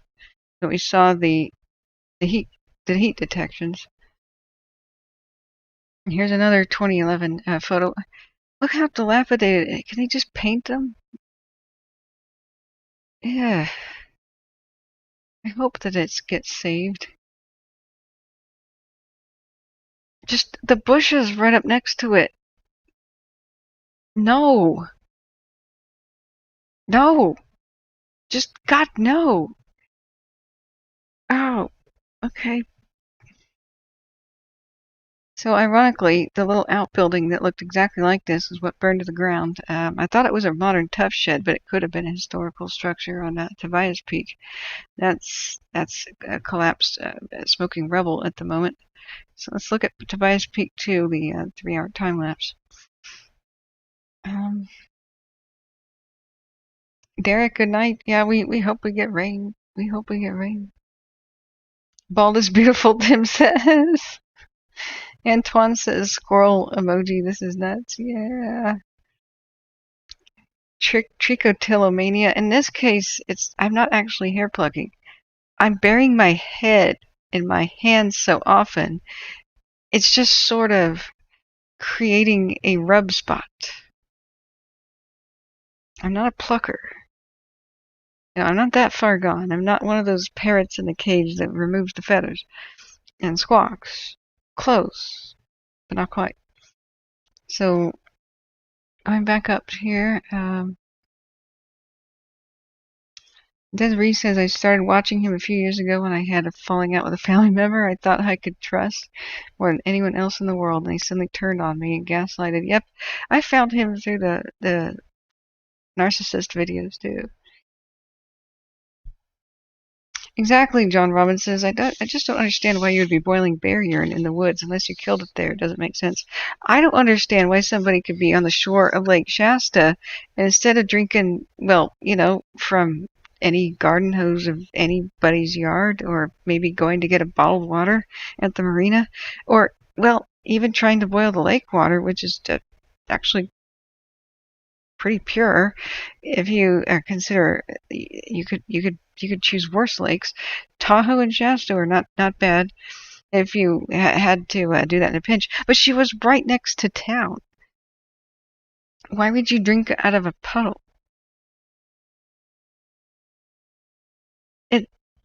Walk to town. It's over the next hill. It started almost at the lake shore. There's just all kinds of, that doesn't make sense. So let's see here. Unfortunately, the wind right now is blowing away from the lookout. I think I actually can't tell, but the unfortunate thing is that the fire, when it passed by, did not consume all the vegetation at Tobias Peak, so we really could still lose this lookout. We saw all the aluminum retardant wrap stuff ripped right off the building because they failed to secure it. I mean, even a staple gun would have done well. So we hope that Tobias Peak makes it, but this poor Baker Point lookout, I don't know if there's much hope for that because there's a whole lot of vegetation right next to it, and that's even harder. That's even harder to wrap up and defend with the. It may be iron legs that it's standing on, but wooden deck and the wooden roof, and they didn't even bother to paint it over the years. It's just that amount of neglect is just what's so dismaying. We keep losing historical lookout after historical lookout. It's a fire lookout. It survived since the 30s. What exactly is going on right now that's so wrong? I mean, in the 30s, they just kind of wetted them down and trimmed back all the vegetation. So why not do that now? It's just real sad. So looking back at Baker Point, was it Peak or Point? There it is. And here's the latest Modus/Veers heat detection. At middle of the night, it was around 3 in the morning, that it was here. So we hope that it's alive. Current heat detections are a little bit north of it, but fire likes to climb hills. So the fact that it's down the slope down here in this area, just eventually it'll climb up to it. And whether or not it lives really depends on all the prep work they did. And it was bad at Tobias Peak, just utterly abysmal. They didn't even trim the bushes back away from the critical radios, the repeaters, and didn't get rid of the snag or log or whatever was right next to the outbuilding, the shed or whatever that was. So I just don't have a whole lot of hope for it, for any of these. So we may be about to lose almost every single historical fire lookout in Tulare County when they've been around since the 30s. I don't understand it. It's really not that difficult to protect them. They're on rocky peaks. As KDOC was pointing out, they didn't secure the aluminum wrap with the chicken wire as in the instructions. Heck, a staple gun would have been okay in a pinch. So looking at K&P, here's our Buck Rock. This lookout is also on a rocky mountaintop, but we see a lot of vegetation around it too. So I don't know. Just right now, the wind's not blowing his way. So looking back, Antoine says she may have been afraid of dying of thirst because of spooky mental illness. Right? It's true. She could be completely just heat fried or whatever on the brain and confused. However, I don't know that law enforcement typically wants to nail to the wall somebody who's actually just confused. That's the thing, is we'd have to kind of look into the background of the people who wanted to charge her. She was initially rescued as a fire victim. And then it could be they just don't freaking buy her story. If you were some sort of a scumbag, and you did just start a fire in which you could go to prison with, wouldn't you tell all kinds of crazy stories to try to get off on insanity or whatever? We just have no idea what's going on. Or she could be completely innocent, framed, or whatever. Who knows? Well, CNN was quoting the affidavit. So,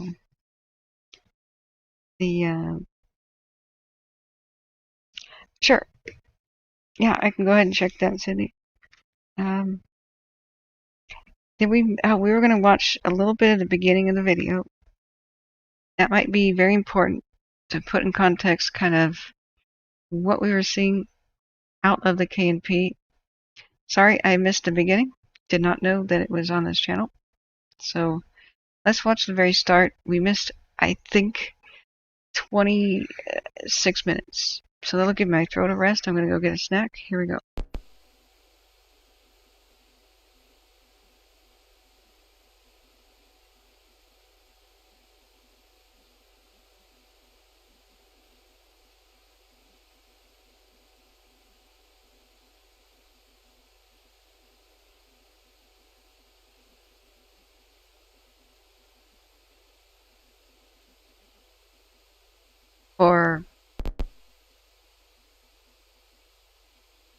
Okay. Facebook Live, it will be recorded and we can put it up online on the park website and Facebook later so everybody can see it. So we're trying as much as we possibly can to get this available to as many people as possible. We will take questions at the end after everybody's had a chance to make presentations. From the audience, we have a mic and we'll answer as many questions as possible. We will also attempt to answer any questions that may come into the chat. So if you're online and you have questions or comments, if you would like to drop that into the chat, we will do our best to answer as many questions as possible this evening. With that, I'm going to start with the Park Superintendent, Clay Jordan.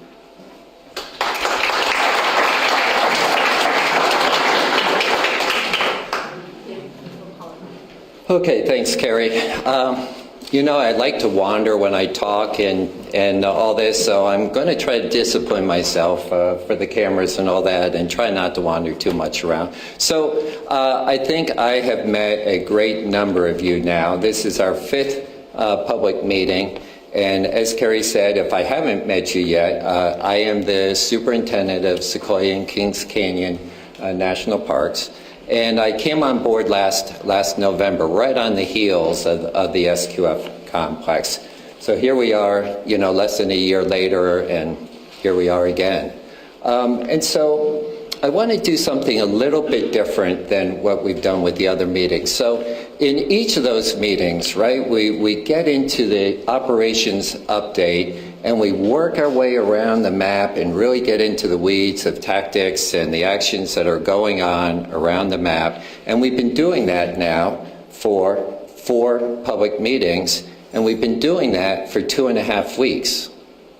And yet, with all that detail and all that description of work and now 1,800 people on this fire and all kinds of aircraft and dozers and engines and whatnot, we're only showing 8% containment. 8% containment. Now, if you had told me 2.5 weeks ago that at this point we would be less than 10% containment, I probably would have said, oh, I'm not sure I want to hear that. But here we are. So what does that mean? And is there anybody in here concerned about what that means? Only less than 10%? Yeah, you know, we get into a lot of detail about the operational things that are happening. But what I want to do for the next 10 or 15 minutes is to step back and kind of talk about the larger strategies, and so that we're all a little bit more informed. And there's a lot of conjecture, and I haven't had time to read the blogs and all that, but I get briefed. And I know that there's a lot of speculation as to what that means. And I think on the surface, it does seem to undermine confidence in the ability of the firefighting organizations to contain this fire, because that's a metric that we're used to seeing and using to measure progress on a fire. So I think it's worth talking about it, and I want to address head on some of the information that is out there. There is a lot of misinformation out there, and I want you to at least be well informed. It doesn't mean that we're all going to agree at the end of the night. It doesn't mean that that anything I say or anything else you hear tonight may make you more comfortable than where you're at right now. But at least I think we'll have that dialogue, and you'll know some perspectives behind the scenes, some of the discussions that we have going on. And so why 8%? And I might need some help in case I'm missing something from the blogs. I know what some of the rationales are, or some of the thinking is as to why we're at 8%. One of them, right, and I've written them down here just to preload. And I'm going to see if I'm missing any from you. But number one, Park Service, fires burn. And we are letting this fire burn resource benefit for the benefit of the ecosystem, concerned about the communities, right? Heard this? Right? Okay. Number two, always the giant sequoias. We don't really care about anything else. Is that out there? Okay. Number three, we're not being aggressive enough to go after this fire. And that's a pretty broad statement, and there is room for good debate on this one. But so breaking this one down, we're going to break it down a little bit further. I've seen out there that we don't allow dozers in the park, or certainly not much dozers in the park. That we don't allow retardant and the aircraft to drop retardant because we're concerned about environmental concerns. And the third one is that we're not doing enough direct attack on this fire. Now we're going to talk about direct versus indirect. And that is all under that category of not being aggressive enough. And then the fourth category, right, the fourth possible rationale is that the containment is low because there has been, and it's related to not less direct attack. If you're not doing direct attack, you're doing indirect attack. And when you do indirect attack, you have a lot less containment in the beginning. So those are some of the things I know I'm seeing in the or hearing about in the blogosphere. Am I missing anything? Do you have any other concerns as to what could be a reason for why we're less than 10%? There was a piece on 60 Minutes last night, and one of the things that they brought up, not about this specific fire, because I think it was recorded before this one, but it was specific to California, and saying that CAL FIRE and the Park Services aren't working well enough together, and so they have these Chinook helicopters, and they have all this equipment, and it's sitting on the ground not being used. And that was regarding the fire at night. Right. Well, okay. Day and night, but yeah. Yeah. So I think we're going to talk a little bit about that. I appreciate that. And that kind of falls under this category of not being aggressive enough, right? Having tools that are available and not applying them, right? So I want to talk about these things in a little bit more detail. The first thing I think what's really important when we talk about 8% containment, what does that really mean? When we call a part of the fire, and we are showing some containment in the Mineral King area and up in the Lodgepole area around those two communities. So what does that mean? Does that mean that there's no other fire lines around or containment? It does not, and some of you are shaking your heads, and you're right about that. Firefighters don't like to call a section of the fire perimeter contained unless there really is no unburned fuels between the head of the fire and the fire line, and that line has kind of been tested, or there is a high degree of confidence that this line will at least hold normal conditions. Not going to hold everything. You can get spotting, and you can get some what we call slop overs, but we don't like to call something contained unless it is looking pretty secure, and so. So with that understanding, then let's look at these four categories and evaluate them a little bit more for reality. So number one, letting the fire burn for resources. We're stepping back. We're just saying, hey, let's let it just burn and cover some ground. So it is no secret that we are proponents of fire on the landscape.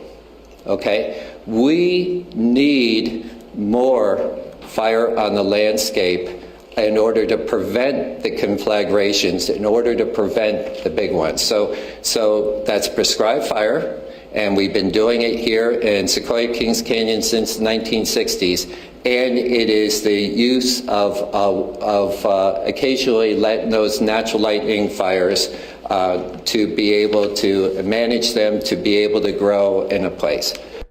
I want to butt in here. Sequoia Kings Canyon is a national park.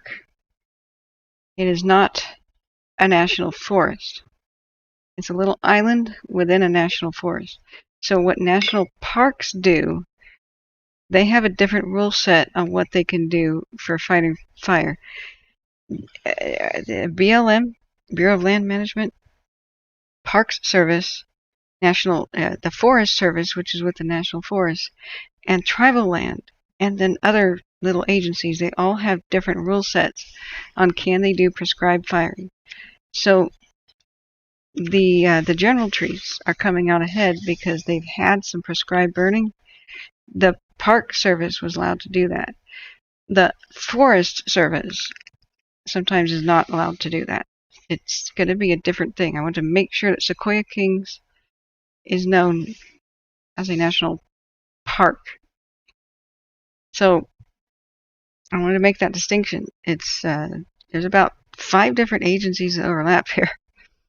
The big one. So that's prescribed fire, and we've been doing it here in Sequoia Kings Canyon since the 1960s, and it is the use of occasionally letting those natural lightning fires to be able to manage them, to be able to grow in a place. But here's the key. We only would do that when we're within a prescription. In other words, when the assessment of the fire, whether it's a natural fire start or we have started with purposely, is when the conditions allow that fire to spread in an area that the resources can benefit, right? Some areas of the backcountry have fire-dependent species. Some areas we're trying to reduce the fuels, and so we apply it when we can get the benefit to the resource, when we can burn off those extra fuels, but it means it needs to be low-intensity fire.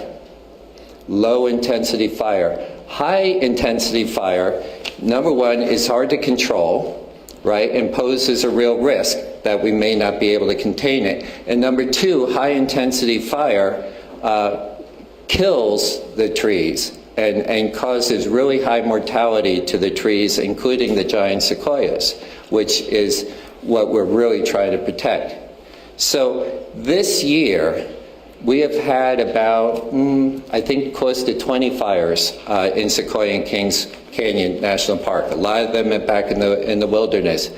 None of them have been managed fires. All of them have been suppression fires. Why? Because of the extreme drought. It is not safe to just allow them to just go unchecked. And as far as the resource, we're not helping the resource if we have high-intensity fires because of the droughts, because of the heavy accumulation of fuels. So that one I hope we can take off the table. All right, this fire, these started as 2 fires. We jumped on them with everything that we had since day one. So it has never been about letting them burn.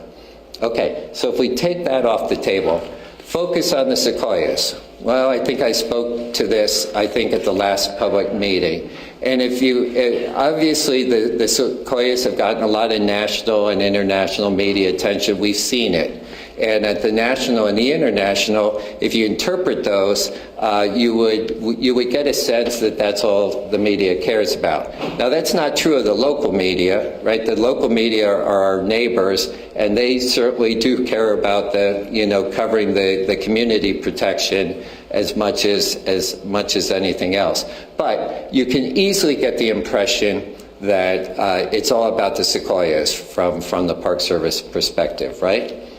Well, I have been clear since day one that to the last management team, to this management team, that yes, the sequoias are important to us. We get it. They've been around a couple of thousand years. People come from around the world to experience these trees. It's important to the local economy. So yes, they do matter a lot to us, and we are going to put special focus into the protection of the sequoias. However, we've always been clear that that is second to protection of the communities. And if you count up, out of the 1,800 people that are on this fire, a relatively pretty small percentage of that has anything to do with protecting the sequoias. Most of those efforts are on trying to contain this fire and to keep it from being a threat to the sequoias and to the communities, okay? So it's not all about the sequoias, even though they're important to us. So I hope we can put that one to rest. Number 3, not aggressive enough. Now this one gets a little bit trickier because firefighting, wildland firefighting, is a science. It is not an exact and there's a lot of different experiences of experts. First of all, dozers. All right, we up to this point we now have 19 miles of dozer line within Sequoia National Park. 19 miles. Okay, we added some mileage today, and we may not be done. Now that's unprecedented. And I'll probably get attacked by some people at some point, being the dozer king or something like that, but. And towards that effort, we do try to work, and CAL FIRE has been our partners in this, and they have been terrific to work with, to be able to put in these dozer lines when it makes sense, when it looks like it's effective to do so, but also in a way that tries to be as light on the land as possible. And so we have a great partner towards that. So we can put that to rest, I hope. Is that we have dozers, lots of dozer lines, not normally something we've done in the past in this park, but we're under extreme conditions here, and we get that. And so we're making some allowances, and we're working outside of our normal comfort zone or the normal box. Second one, no retardant. Well, we, as I've been talking about since day one, we were dropping retardant since day one. Now, we ask, if possible, let's try to keep them out of the rivers. Let's try not to kill the fish if we can. And so again, all the partners have been great in applying to it. Now, you may not have seen a whole lot of tanker activity lately because of these smoke inversions. And that nothing flies when you have a heavy blanket of smoke over it. But as this smoke is clearing, then we're able to get in the air and apply all those tools. And the third one is not enough direct attack. And I want to spend a bit of time on this one. So first of all, let's define direct attack from indirect attack. Okay, direct attack is when firefighters get in as close to the edge of that fire as possible. It's a very aggressive tactic to get in there close. One saying is black. You're very tight in there and you're trying to come in real close and to keep that fire from growing. Wildland prefer direct attack as a general rule when you do it. It keeps the fire as small as possible, as quick as possible, and obviously the sooner you get that, the smaller your perimeter of the fire is that you have to worry about. So direct attack is the preferred method when it can be applied safely and effectively, right? When it can be applied safely and effectively. So in the terrain, when really steep country, really rough terrain, maybe a high number of standing snags, conditions that are either not effective, that you can put firefighters in there, expose them to great risk, and have very little chance of success. You just can't justify that level of risk. Now, wildland firefighters accept a great deal of risk. But like any other profession, like structural firefighters or soldiers even, you don't put them in every situation unless there's an acceptable risk and a good bit of success.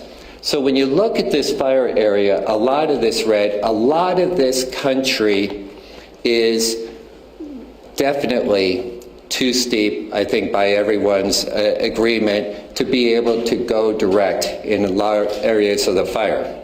However, there are areas of this fire where it is much more questionable that perhaps you can get in there.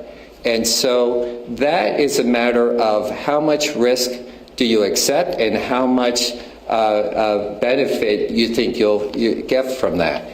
Well, that's a judgment call, right? And if we were to go around this room right now and ask, how much risk do you think is acceptable on a scale of 1 to 10, you know, that firefighters should assume for risk for protection of unoccupied homes, right, which is a big deal to us, protecting our homes. I don't want my home to burn. That's worth a lot. But what level of risk is acceptable?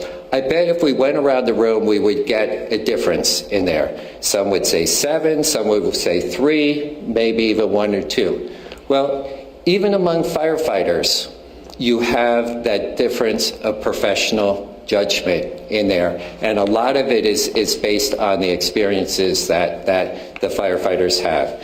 And what is making things more complicated now is, as I've been learning, you know, still fairly new to California, experiencing this, I've been talking to a lot of colleagues at CAL FIRE, colleagues from the park, colleagues from the incident management teams, learning more about the models here that have enhanced my training. And we are seeing such extreme conditions that a lot of the old tactics aren't working as effectively. And so all of that is being applied. So I can tell you that there is an increasing amount of direct attack, but there has been a great deal of indirect attack. So indirect attack, you put your fire lines in more defensible space where the models are a little bit more favorable, and then hopefully burn out some of those fuels between there and the main head of the fire. That has its own risks, and the risk to benefit, that is where it gets a little tricky, and professionals will have that healthy debate as to where to draw the line. And that is happening behind the scenes too. And we have a new team in here that has fresh eyes on it. And the one thing that I find that is very encouraging is that we have the fire professionals from the different agencies, Tulare County Fire Department, from CAL FIRE, from the incident management team, are meeting daily, assessing those strategies and trying to find that right balance between safety and risk and where we think the control lines would be effective. But that decision ultimately is not being driven by the park. I'm not in there saying this is where you're going to put a control line, this is where you go direct or indirect. Leaving that up to the type 1 team professionals that we're bringing in, and they are getting feedback from our own fire organization, from the park that has some local expertise. They are getting feedback from Tulare County Fire Department. They're getting feedback from CAL FIRE, and then when those containment lines are on the park, then they are making that judgment then. And so I think it's a very healthy balance because of the professionalism that is behind it. But that is where you can get some legitimate, debate as to what that strategy should be. But I think that we're all benefiting as a community and the park resources by having that candid discussion among professionals to figure that out and to try to get that right. And let's see if I'm missing anything that I wanted to say on that. Yeah, so, and then the fourth reason, right, is indirect attack. And that is what, under the Southern Blue Team, a lot of the strategies have been putting in, those dozer lines, those containment lines back off because of what in their judgment was the extreme steepness of the terrain, very high densities of snag falls. And so a lot of the strategies have been indirect attack. Like I said, there's more and more direct attack occurring, all the time as the fire comes down in less thick, heavy stands. But when you're doing a lot of indirect attack, the matrix of containment is not a good measure of progress. So everything you've been seeing in these daily briefings with all this activity is a lot of good work, a lot of good collaborative work, all aimed at containing the fire, but it's not going to show on the board until there is black, against that fire line. So it is a different matrix. And those are the four things that we've been seeing on the blogosphere and all that. Well, actually, I guess there are others. I understand, I'm told that one of those possible rationales for the 8% is that I personally lit these fires using drones, apparently. And the reason I did it, ladies and gentlemen, was to solve my Mineral King problem. Now, I know I've only been here a little less than a year, but I was not aware that I have a Mineral King problem.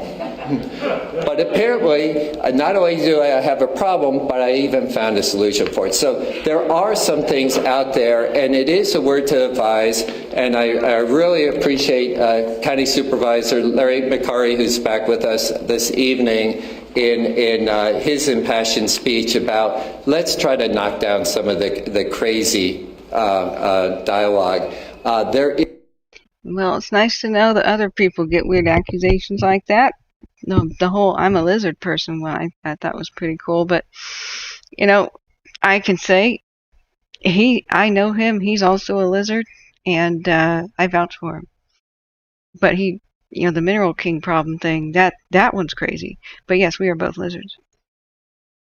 There is room for debate. There is room to disagree on tactics and all that. But let's at least try to be a little bit, be informed in the process.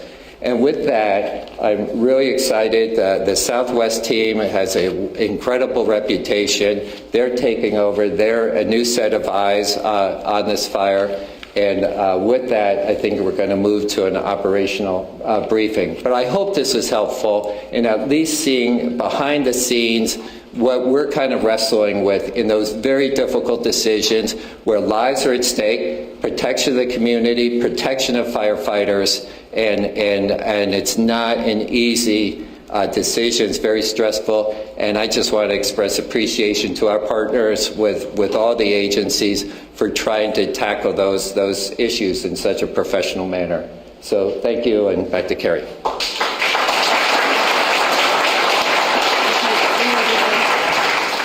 I'm not quite as tall as the superintendent. Thank you very much for that. Appreciate that insight and that candidness. And you're right. At this point, we're going to turn it over to Chad Rice, who is one of our operations section chiefs, and he's going to give you a little of that going around the map and talking what's being done or has been done. So I'll turn it over to Chad, and he's taller than I am too.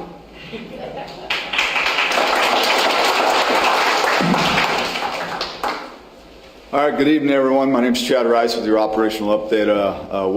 What happened today? So the biggest difference today is we had some more ventilation, and the smoke was able to vent out, and we're able to see something that blue team didn't have for the past week.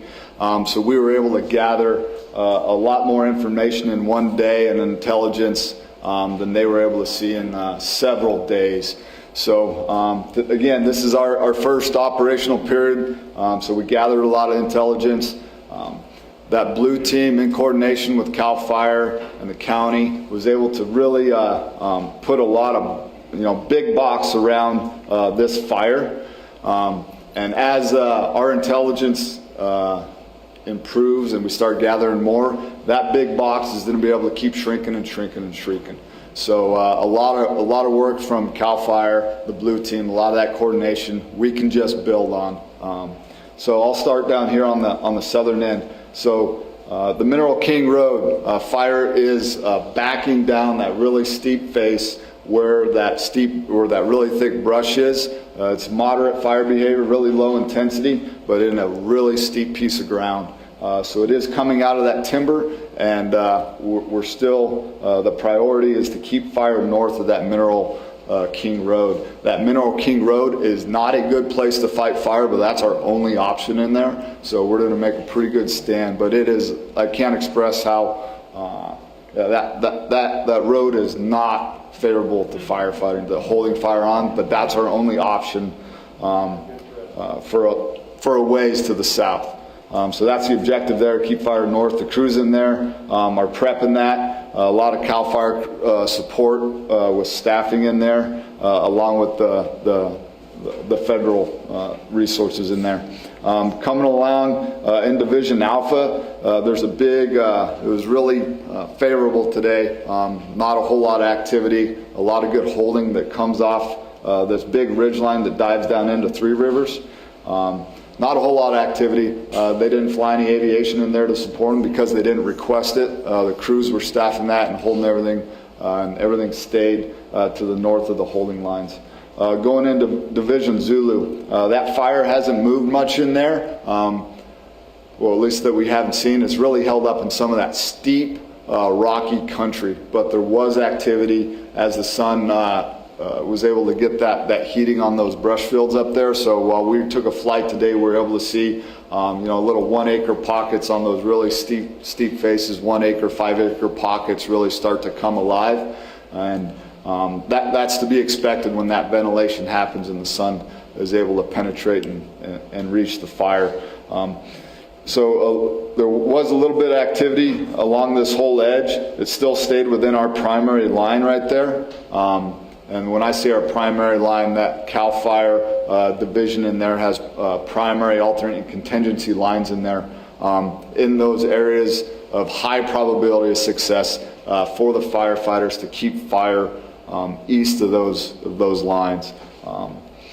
So as we go north, here at going into, and forgive me, I don't have all the names of the rivers and communities memorized yet, but there at our division break, X-Ray and Sierra, there's a river that comes through there. It starts with a K. I'm spacing the name.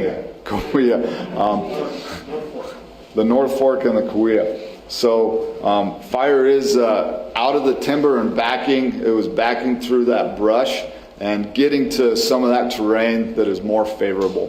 This is kind of a critical piece right here. We used a lot of aviation on that today. 4 helicopters dipping out of the river, and some mobile retardant was used on this line today, and that line is going to be critical over the next few days to keep it east and south of that river. When it crosses that kind of triggers some more engagement with CAL FIRE in the state and the Sequoia National Forest. Our highest priority tomorrow is going to be that piece right there. Coming around the Sierra, they're still doing a lot of that alternate and contingency plans in case fire does cross that river. That's going to be a tough piece of ground. That's a lot of acres, and there's not a good option because of the terrain to pick it up direct in there. It's not safe. And the fire behavior in that piece of ground, because it sees the sun a little bit more, with the snags in there, that's the safety concerns with that piece of ground. So that's why there's a lot of effort going up here where we can be successful. But again, stuff up here is not, it's not an easy catch for that fire going to the north. In Papa today, they had a lot of success from the general highway moving east. There was a lot of success today in Papa. The crews were able to go direct on that piece as close as they can. There was a big finger that they built the fire line and burned it out this afternoon, and they're still doing that now. And that is to keep build that fire line to keep fire south of that and limit progression to the north. Division Lima, pretty quiet in there. It was really shaded in that piece today because the wind coming out of the west was blowing smoke all on this eastern side of the fire, and we didn't have any visibility on this side as far as aviation goes. On the giant sequoias in here, we do have some of the local park fire employees have a plan in place.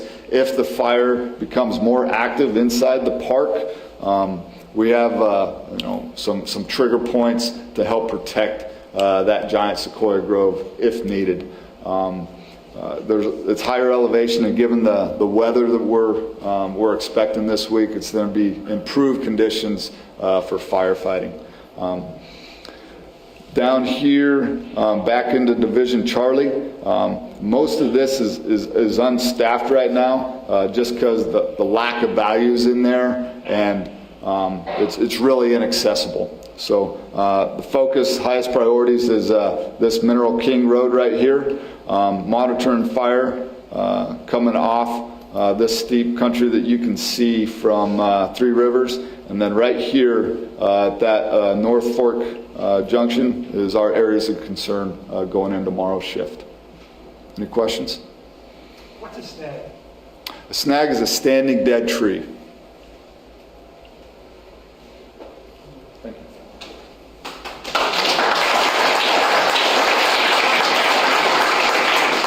And all of our presenters will be available, and at the end we will take questions, try to get in the room as well as some of the ones online, and get answers to questions you may have at the end. So thank you very much.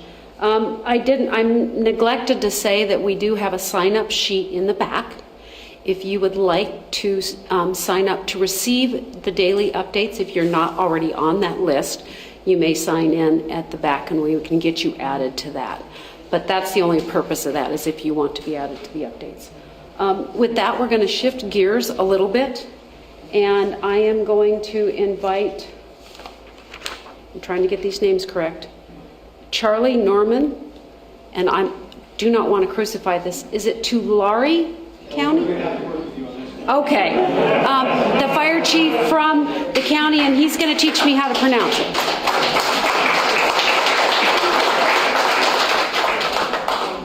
It took 2 weeks to get the other team on there. I can beat them if I do it. Okay, everybody with me. Tulare County. Good job out there.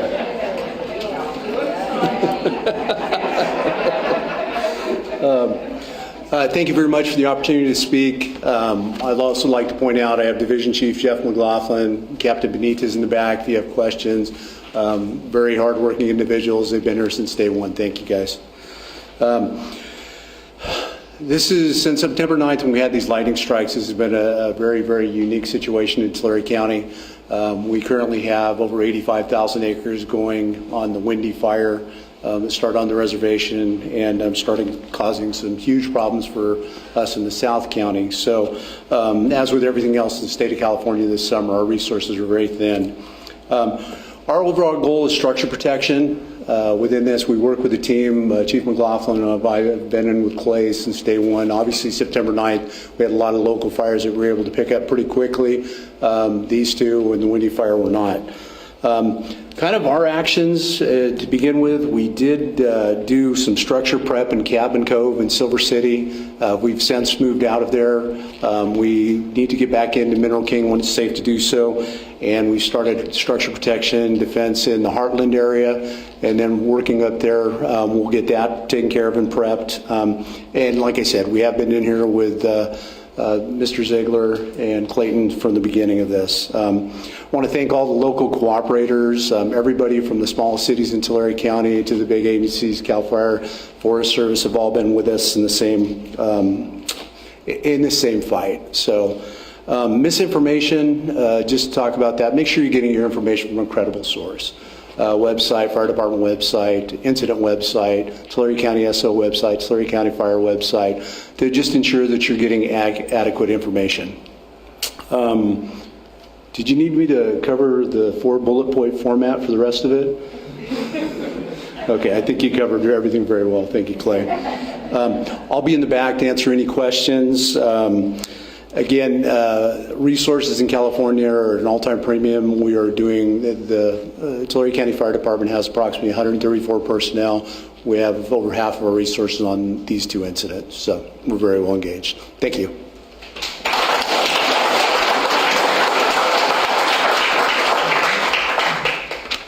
Okay, and then, so next is Joe Armstrong, and he's the sergeant with Tulare County Sheriff's Department.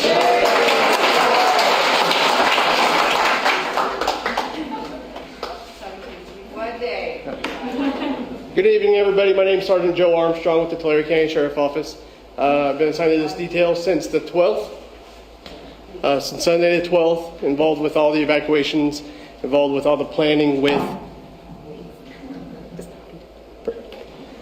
I've been working side by side with Tulare County Fire, working with CAL FIRE and all the other cooperators, Park Service, going forward. Just a little recap, we have everything evacuated from the park entrance down to Mineral King, from 198 on Mineral King to the end, including Mineral King, Silver City, Cabin Cove, and the Hammond area.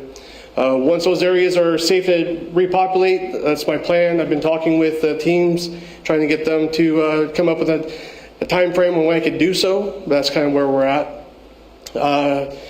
As far as Isham and Heartland area, they're under a EVAC warning. They're free to go in and out, but everybody up there is aware. I sent a team up to knock on everybody's door and make sure that they're aware of the evacuations. So that's what I have as of right now.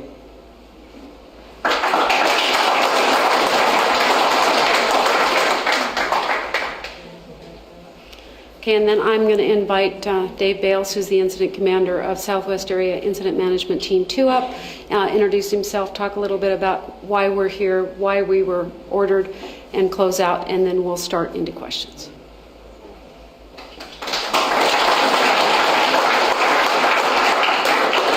Thanks, Carrie, and I'll try not to trip over this cord. Everybody else has been successful not to do that. But again, I'm Dave Bales. I'm the incident commander for Southwest Team 2. And like Carrie said, we've been brought into, the southern area team's been here for a couple weeks. We know the local community's been battling these fires for, since the 9th and 10th. And, it's hard to put out these fires. And Clay, I really appreciate you going through that. It was great to hear you talk about a lot of that stuff, because it is difficult to fight fire in a lot of the country we travel throughout the country, is the steep terrain. And we're always looking for areas for that highest possibility for success for our firefighters, right? it's letting it come down to that line that Clay, you were talking about, that it's safe for our firefighters and it's a safe place for us to hold that black on. So, our team comes from the Southwest, but we have folks from really all over the country that's a part of our team, as well as the southern area did. So we've spent the last 2 days really working with the Southern Area Blue team on everything that their successes, their challenges, and working with them to transition. And last night at 1800, we officially took over the fire. So we've had command and control of the fire for 24 hours at this point. And and Chad and Scott, they've been out and working with the community, the folks that have been here the whole time, and really trying to work together to continue this plan and get this fire out as soon as possible. And that's really the goal for all of us, right? The smoke's been an issue, being able to fly aviation, all that's been a challenge. And it's been a challenge nationally. If you guys have been watching the news, our team has been on fire since April, starting in the Southwest. We've had 6 assignments as we've traveled across the country, and we're happy to be here now and working with you folks and trying to wrap this up as soon as possible. But it's a long game, right? It's not a sprint, it's a marathon, and we got to take our chances while we can. We were able to fly some aviation today, had some successes. We really appreciate all the information and download that we've had the last couple days. That's crucial for us as we move teams in and out, is sharing that information and again, that successes and challenges that we can. So again, there's been a lot of information here tonight. I don't want to go over a lot more of that, but we have a excited team to be here, and we're here for a good 2 weeks or so. So we think with the clear air and the assets that we have in place, you heard the chief talk about these 2 fires, Windy and the KMP complex, really have the bulk of the resources here in Southern California. So we're capitalizing on that to attack the fire in the best places that we can. So I think we're in a setup in a good place. And we really, again, appreciate all the efforts, from Sequoia Kings Canyon National Park, Sequoia National Forest, CAL FIRE, Tulare County, the Sheriff's Department. It's critical that we're all one team at this point, right? And we've started off on a good foot, and I hope we can move forward here and continue these relationships here over the next couple weeks to build on that success so that we can get this far out for you and the communities that are at risk here. So I don't have a lot more. We'll get to questions. So again, the Southwest Team 2 is excited to be here. Reach out to our public information group. We'll have a lot of people. You'll see gray shirts in the community, gray hats.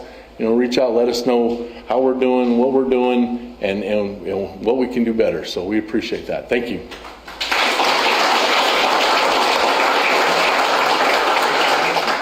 Okay, one more quick announcement before we start. I will ask you to raise your hands, and then we have somebody with a mic, and they'll come over and let you ask the question. I will try to repeat it, and then we'll find somebody to answer it for you. But as you probably all know, there is an InsaWeb page, a Facebook page, a Twitter page, an email, and a phone number. None of those have changed. Everything that was at the old team, all the numbers, all the websites, everything rolled over. So from your perspective, if you've been looking at those pages or making those phone calls, they all still work. So continue to use them. I do have a sheet up here that if we need to get that stuff shared with you, I have it. I didn't want to automatically assume you didn't already know it. So with that, I'm sure there are questions. If you'd raise your hand, we'll start seeing what we can do to. Excuse me, sir? Do we have CAL FIRE? They normally give a person. CAL FIRE is present. So if there are questions, if there are questions, okay.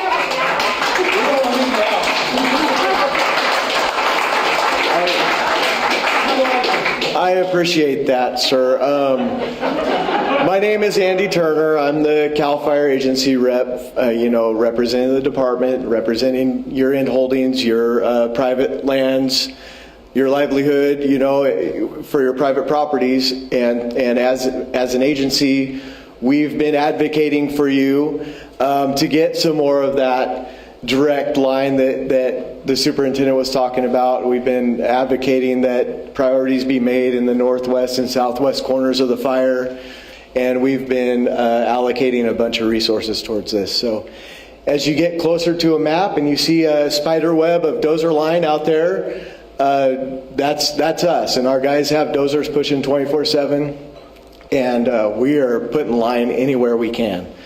So if the fire comes out of the park, we'll be right on top of it. It was suggested earlier that maybe we should leave our bias and emotion out of it when we're advocating for the firefight, and I want to say that that's not going to happen.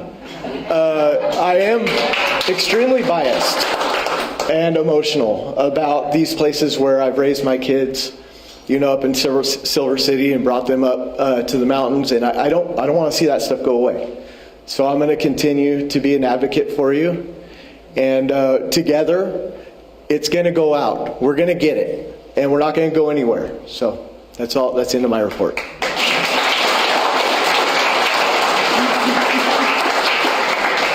Thank you for that. I appreciate it. Come right on up.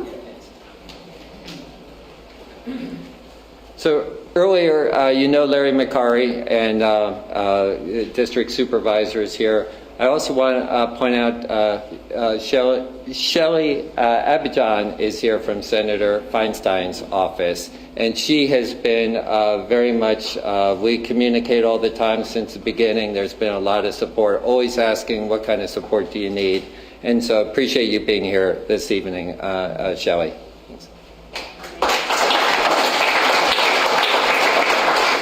Thank you for sharing that. As coming in from the Southwest, I don't know all of the local players, so thank you for helping us with that. At this point, if there are questions that you would like to ask any of the people that are in the room and have been here, we have a gentleman raise your hands, and she will start coming around. We'll ask questions and answer them.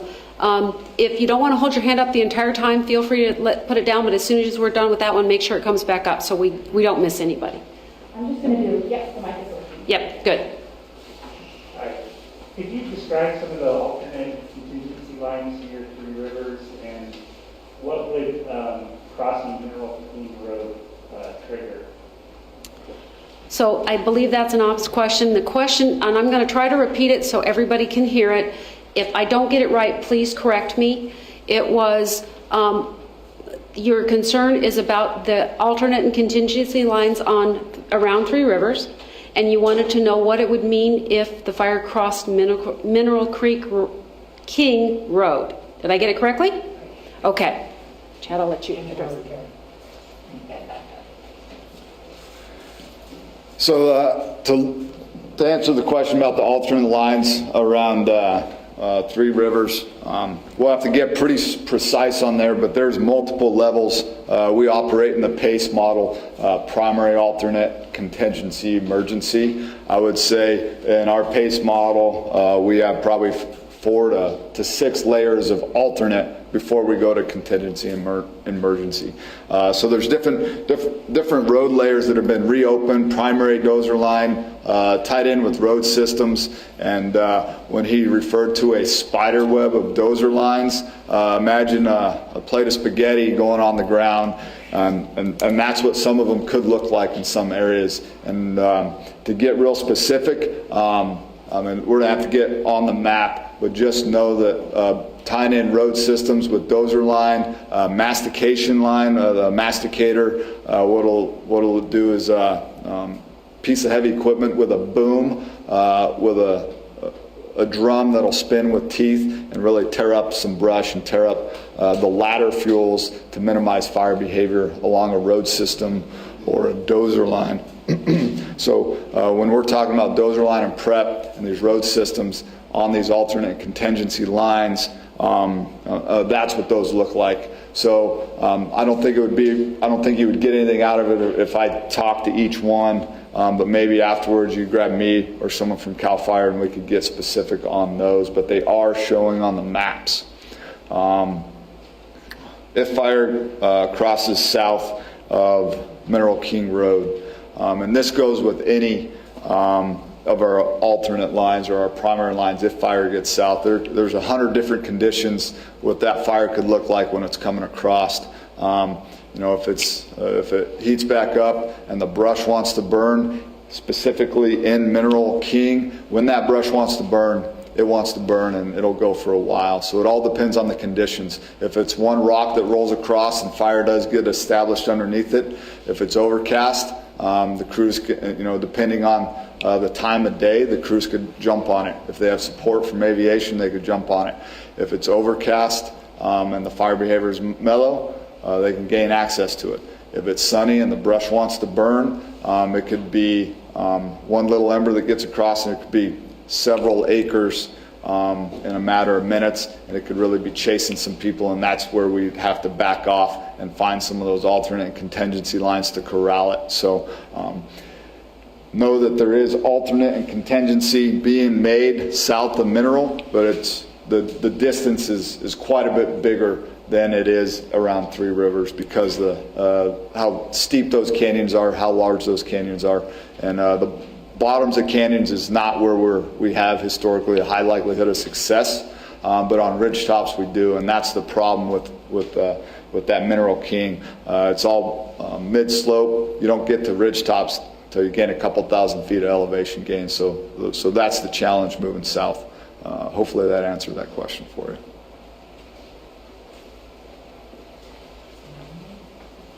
I have two questions regarding information. Okay. First one, is it possible to get these maps with the markups placed on InsaWeb? When you say mark, let me repeat the question and then clarify your question. So the question was to us, and you want to know if we get the maps that are being produced with the markups, you would like those posted to InsaWeb. My question to you, and is what is your definition of a markup? What are we missing so we can... Stated where you have the containment lines, that sort of stuff, would like to see on InsaWeb. On InsaWeb, we just have the red outline and the pink fire. That's it. Okay, I think I understand the question, and let me see if I have it right. And if I don't, we're going to work on fixing it. So bear with me. When you look at the main InsaWeb page, when you open it up and you see KMP Complex, you see a big map, and you're right, all it shows is this. There's a bar right below it, and it says, and I'll get the order wrong, it says home, announcements, information. There's a maps. In the maps, if you look at the maps folder, these more detailed maps should be there. It is they're not. Okay, it is day one for us. I agree that needs to be there. I will tell you two things. This is not an excuse. I'm asking for a little bit of patience in that InsaWeb has been having some crashing challenges, which is part of the reason some of the maps are showing up on the Sequoia Facebook page and not on InsaWeb, only because if we can't post them that minute or today to InsaWeb, we're making sure they're on Facebook. That is not our intent, that's not our goal, and as soon as we can get this system fixed, we will get them posted. They are going to be available. We will work very hard to make sure that happens. That was your first question. What is your second question? Segue into the second question. Some of us don't do Facebook. Fair enough. Or other social media. Understand. Can we get that on InsaWeb? And that is, as I said, that is the goal. The other thing I know the park is working on, and I will see if fingers crossed, because again, we've been talking and recognize that Facebook is not the best platform. Not everybody has it. We are trying to find a fallback system to InsaWeb where things can be posted that'll be readily available for you if InsaWeb doesn't come back up and become stable. So just know that, yes, we've trained you for years to use InsaWeb, and we appreciate it because it's a one-stop shop, but for whatever reason that I'm not a techie specialist, it's not working right now, and we're working to find a better alternative for you.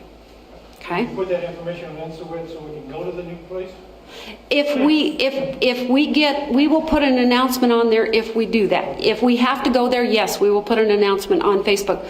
For those of you that may not have heard him ask the question, the gentleman asked if we were not able to get those maps on Facebook, or not on Facebook, on InsaWeb, if we would post an announcement about where the maps were being posted, that people could look for them outside of Facebook. Right. And on InsaWeb. On InsaWeb. Post an announcement on InsaWeb where you can find those maps if we can't get them posted to NCWeb. Yes, sir. All right. Terry, I think I have one more follow-up information question for you. Okay, and then we'll come this way. Hi, could we also get the weekly or daily fire progression map, the one that's on the far wall there, to the left? Get that posted also? Because that one shows how the fire is growing day by day, and that was really good for our fire that affected us last year. Okay. For us to keep an idea of how quickly the fire was moving. So, okay, so the question that the gentleman asked had to do with what we call a progression map, which shows how much growth the fire did each day, and you would like that on InsoWeb as well? Okay, I will write myself notes about both of those, and we will see what we can do about getting maps on InsoWeb, and again, if I can't, we will find a backup solution or an alternative solution, and we'll let you know what that is so you can see these maps. Because yes, we agree with you. They're valuable resources and you need to have them. Okay, this lady up front has been very patient. Oh, okay, so that's about where we kind of came back. We were watching what we missed, and we kind of went a little bit beyond it, but I was sitting here and enjoying my dessert, and I didn't want to talk anyway. And the first time around with this video, we were kind of distracted by chat disruption. I think she's awesome. I think this is pretty much pretty spectacular involvement with the community, saying, yeah, you should have that. We'll try to make it happen. We are dismayed. It's not their fault. InsoWeb apparently ran out of server space to even upload maps, and these aren't very big. These aren't even a gig in size. I just have no idea. Like, what if we save this? How big is... it's a JPEG. We could... what? Save this somewhere. Let's see how big this is. It's... okay, open the file. Open the folder.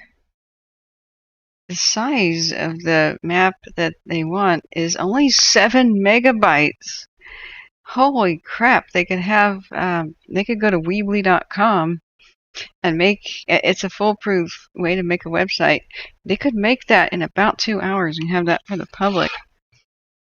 I'm kind of wondering if I should just do that and hand them the keys to the website and he say, "Here you guys go."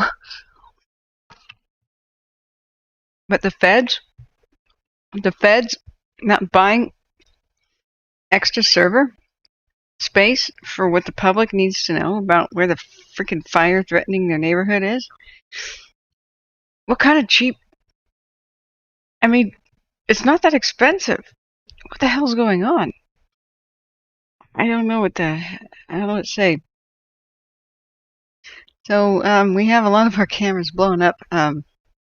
Because even though it's not, quote, a red flag day, because it's a little too humid or whatever, it's just as good as a red flag day in the Windy and the KMP.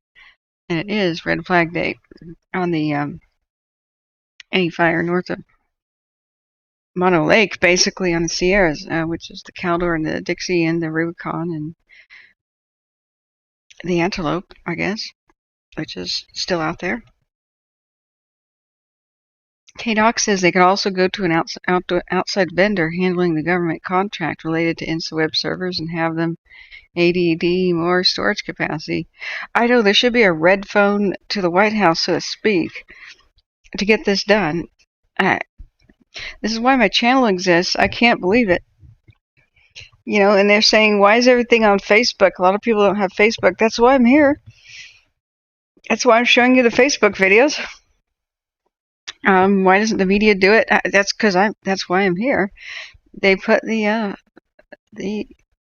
information like this across the screen for school closures on a snow day, but they don't constantly scroll by the evacuation info. At least we're here, guys, and you mods are here to take care of them. Hopefully these people will find us. So that's Tobias Peak 1, Tobias Peak 2. It's big and angry. And the most eerie thing of all is the Shirley Peak, too. We're seeing some pretty insane wind speeds. I mean, not insane, not like 65, but like 40, 45-ish as predicted. It's basically a west wind going due east. We could try to look at some sort of a weather program, but there really are no weather stations anywhere near the Tobias Peak, and which is kind of like where the center of the windy kind of is. So you have to look at the cams to see what the wind's actually doing, and that's all kinds of eerie. That free-flowing chimney effect straight over the situation. We saw that when the Dixie was kind of going and chugging towards Janesville. It's just that typical roller coaster slope thing. Since this cam is looking almost due north, you can just see that it's a west wind pushing it almost due east.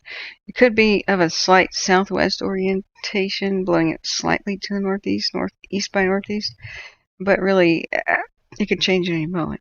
It's kind of consistent with what we generally were hearing with the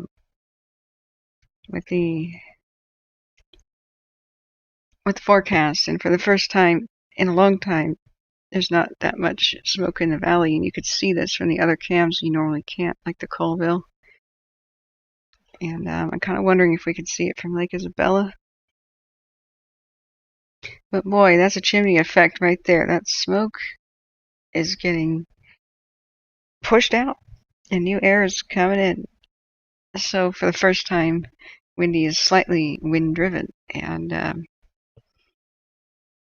oh boy, if it's ever worse, holy mackerel.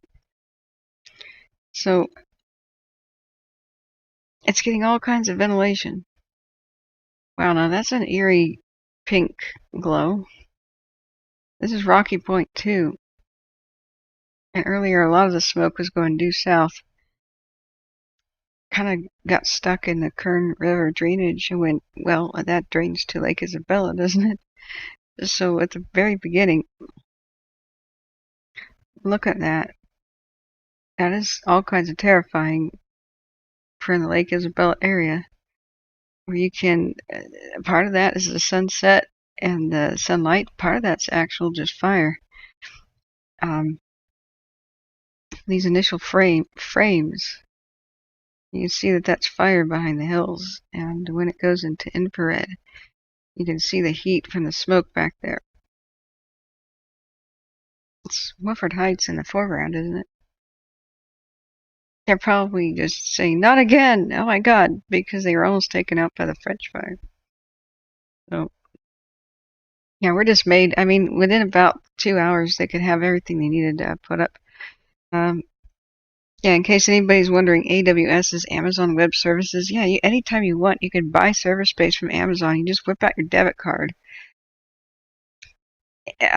We have only a semi-functional government in an emergency situation. This is bad. A good example of a Weebly website. You don't need any web skills. Have you ever wanted to make a website? I've used them before. It's awesome. Where's the one with the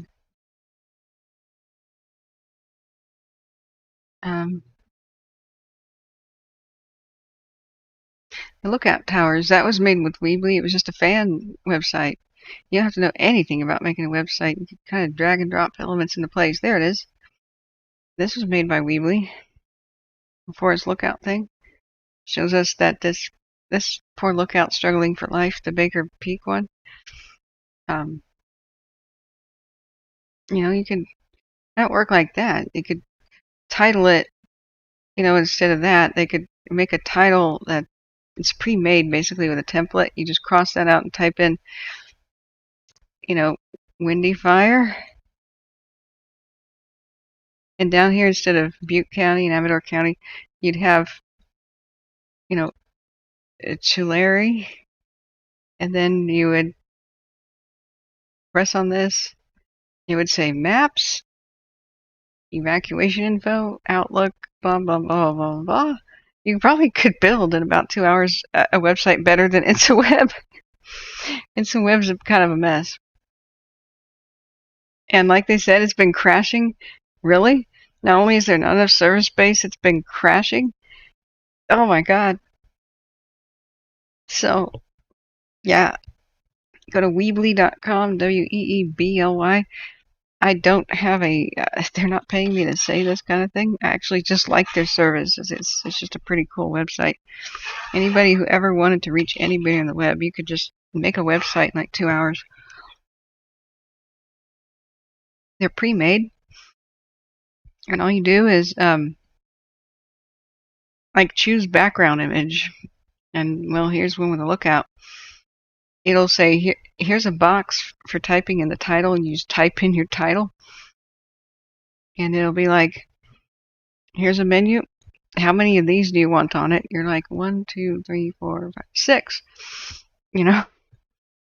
And it's like, oh, here's the drop down. How many of these do you want? Oh, I don't know. You just type. So in Calaveras County, this is how quickly you can get to information on Weebly. In Butte County, there's the following lookouts: Lone Pine, Bull Hill, Brush Creek, Bottle Hill. If you go to Calaveras County, we have the following lookouts: Bear Mountain, Blue Mountain, Devil's Nose, Folsom Sierra, which is Quiggs Mountain and Valley Spring Peak. And you just, oh, I wonder what Blue Mountain is. Click on it. There you are. There's your info. And then you have little boxes down here. Just type your description of what people are looking at. Here's a link box down there to link to something else, like the National Historic Lookout Register. Well, that's a dead link. But if it worked, you know it would work. So, if you've ever wanted to make a website, it's about that easy. You go to Weebly.com, and that's... Hey, some people trash it. I think it's awesome. It's free. If you want people to find your website, you kind of should pay maybe $10 a month or whatever the heck the fee is. And you need your own domain name. But they'll give you a free one. It's californialookouts.weebly.com. My suggestion would be buy californialookouts.com. But, you know, I went to school for web design, so this is the cheat thing. The whole thing is you don't have to go to school for web design. You can use something like Weebly and get set up in 2 hours. Frank Preston says, you're saying they don't have to worry about hackers, they self-destruct? Yeah, exactly. Squarespace, WordPress, providers like DreamHost, and there's HostGator, etc. But most of them are probably not on the approved vendor list.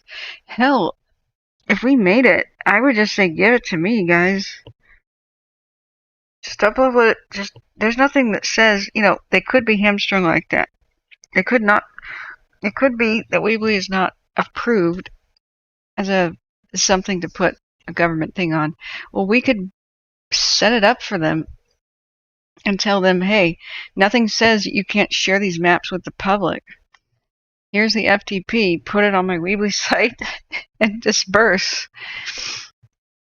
You know what we should do? We should make a really troll name, and we should register better than InstaWeb.com. Oh my god. Why? Not only do I have to be the news and the EVAC information place and the YouTube center for the videos that are only on Facebook, I now have to be their website? What's going on, guys? I don't want this. I never wanted this. I never wanted to do this. Last year, in the crisis, I noticed that the freaking media was failing everybody. They were not spending more than 5 minutes on the disaster crisis of the century last Labor Day. And they weren't even scrolling the evacuation info, and they went back to Matlock in the middle of the day, and I saw people all around Oregon, Washington, California, around 100,000 people needing to evacuate. I'm not kidding. About 100,000 people on evacuation watch, like the entirety of Clackamas County, Oregon. was evacuating. And towns were being erased off the map one by one, and yet the news wasn't even doing an all-day broadcast. I went, what the hell? And so I hit the live button on YouTube, and I showed people Broadcastify, and I showed people the maps so they could see the infernos coming towards them, and I gave them all the links for their evacuation. That's how this started. But I never thought I'd have to be their website, too. What's going on? I'm just a student of web design and a video production student. I've never streamed a day in my life before this. Guys, I'm afraid. I'm not bragging, I'm afraid. I'm now wondering, should we do this? Yeah, activists, thank you, and thank you, mods, for being here, because I can't handle this alone. I would melt down with all the pressure, like, I really have to do this? I'm now wondering, can I even sleep? But you guys are here. Thank you so much. Yeah, activist says, if I want to know about fires, I come here first. Right, and like Twitter, like CA Fire Scanner, that guy sitting in, that saint, I should say, sitting in New Zealand, knows more about breaking news, what's going on with fires, than the actual officials do. Guys, go and give him money. Like, I'm not kidding. He needs his coffee. I get half my info from CA Fire Scanner right here. Go give him some money.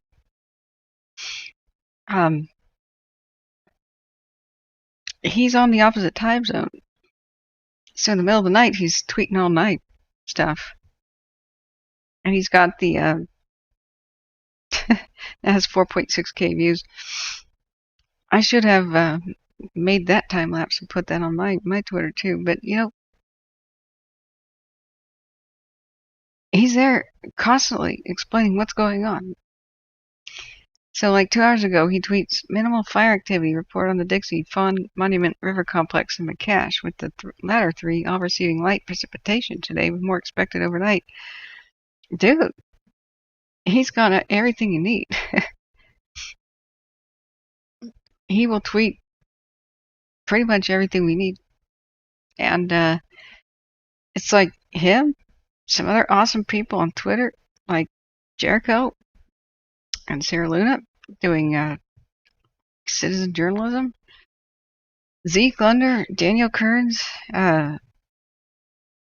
Matthew Henderson, Craig Philippot, Stuart, oh gosh, what's his name? We're like average people trying to figure this out. I'm terrified that we're like the best sources of information most of the time. And Broadcastify.com, a series of ham radio volunteers. I need a sedative. I need to calm down. Yeah. Oh, thanks, Desiree. Instagram owns InstaWeb. Yeah, exactly, Zach. Oh my god.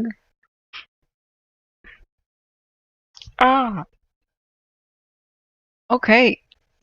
Here's the thing, is why doesn't the government have its own disaster social media site? Like, why is it using Facebook and Twitter? Why isn't there an app on the phone that's just the government's emergency app? It will, alert you when there's a disaster in your area, and you don't have to turn it on or worry about it. It'll just do it. It should come on every phone.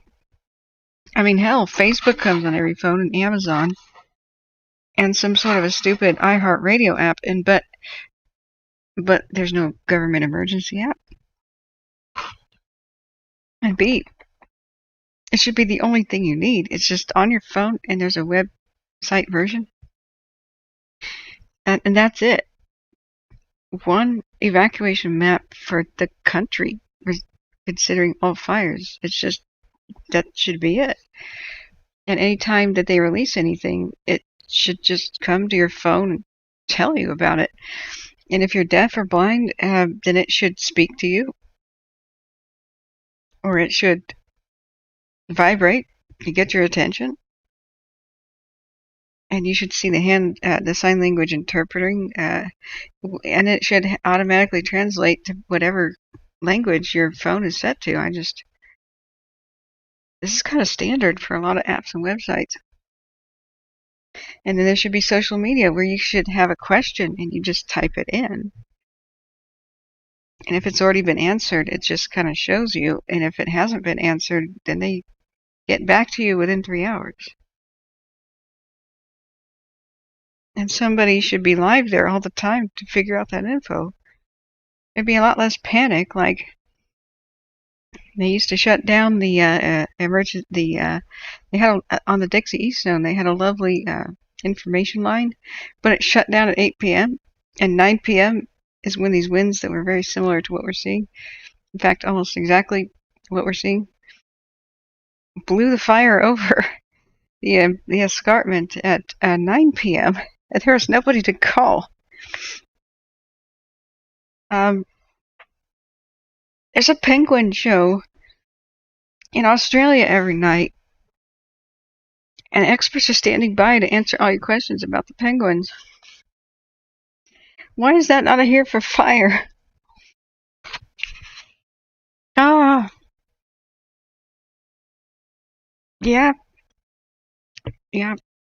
So thank you guys for helping me with this. I don't know what I'd do without you. In fact, it just wouldn't work without you. Zach Bird says dishonest people suck. Yeah, a little bit. Wait a second. I didn't read the chat. Is there a fight going on in the chat?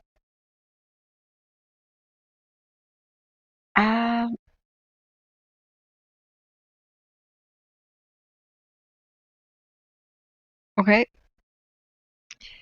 Perfect sedative is tomato and cheese sandwich, Heather Williams says. I think I'm going to need something stronger. I'm going to need that more milk. My hands are shaking right now, and I'm like that meme, the dog sitting in the chair with the house burning. Everything is fine.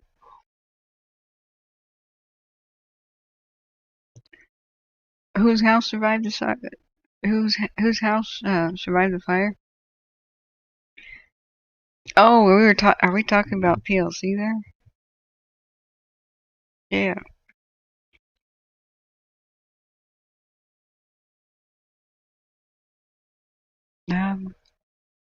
Big Al says, that's what I was talking about earlier. You could do a better job with presenting info to people than they can. I'm really frightened by this. Why? I don't have any special training.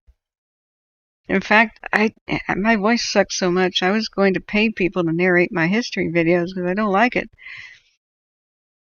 Oh. There should be a soothing, authoritative David Attenborough walking you guys through the fires. Sorry, I'm not like that. It should be like, and here we have the fire exhibiting this behavior. We do think that there is a 20% chance it could go over towards Baker's Peak, and unfortunately, not all towers survive in the wild. Many are born each year, but few make it to adulthood. Something akin.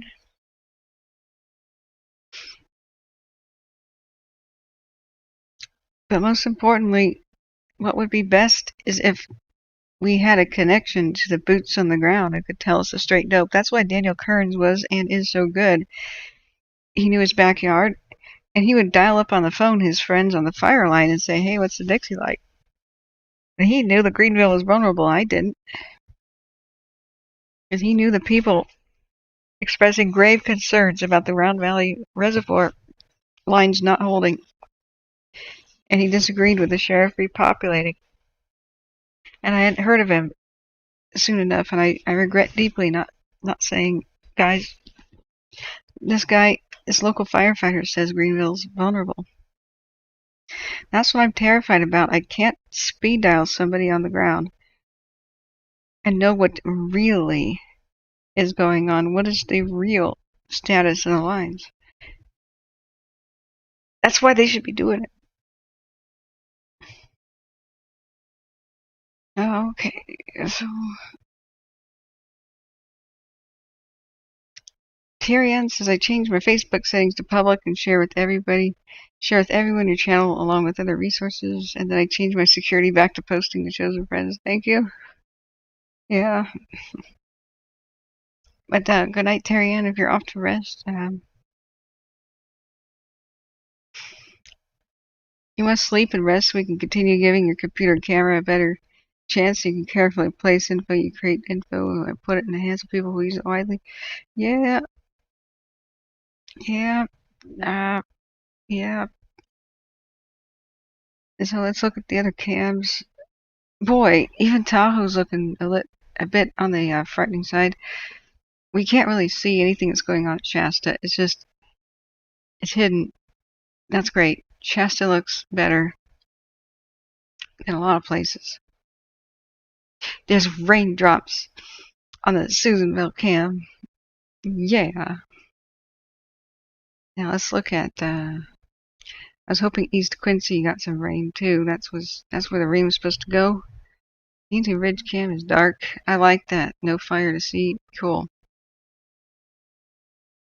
Cool. Butt Lake is out of focus.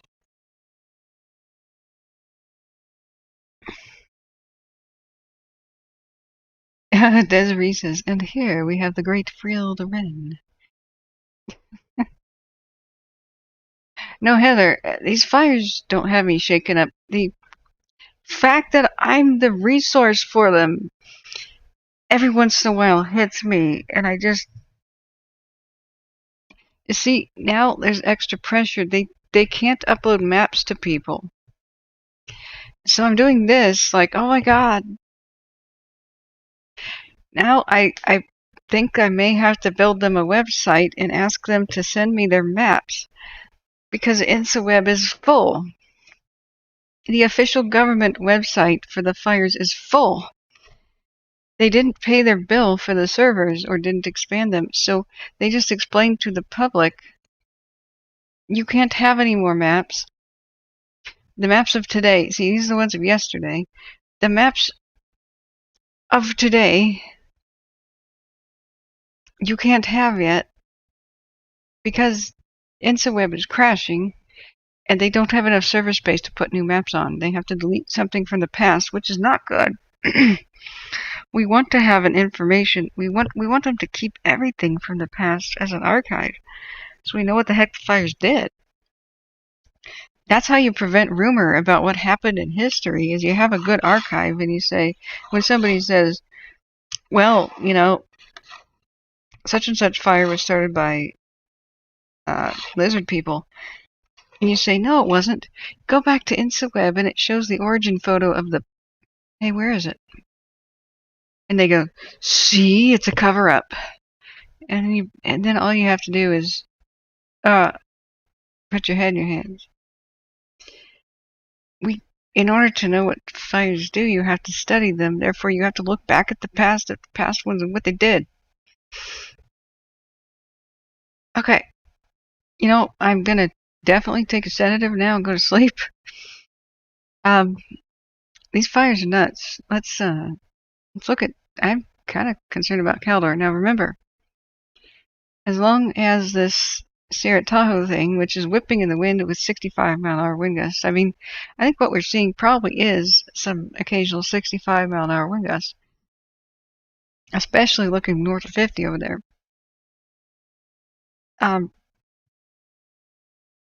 As long as they stay put, it's going to be fine. Just like when I walked people through the glass fire last year and they showed up and said, oh my god, it flared up. That's okay, son. You can flare up all at once if it stays where it is. Heather says, yeah, that's a lot of pressure to hold. I've never seen another site or channel anywhere like this. Thanks for the compliment. I think, yeah, this is day 76.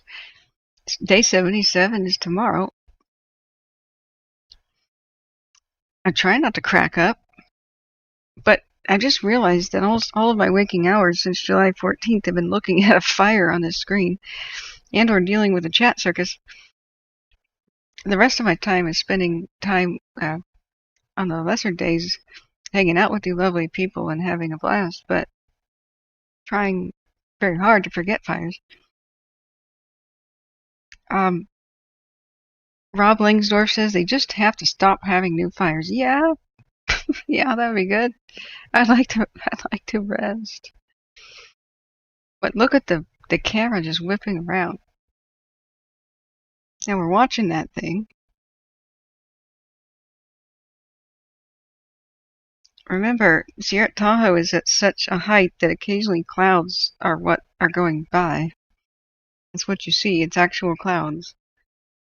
Sierra Tahoe is some kind of elevation. It's 8,852 feet.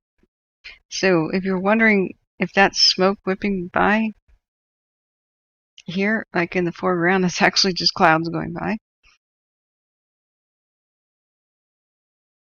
It's in the clouds. It's flaring up good. Now, we do have some spots over here. Now, what we don't want to see is it flinging embers over.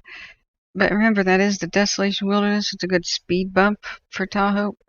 Most of it will probably land on rocks.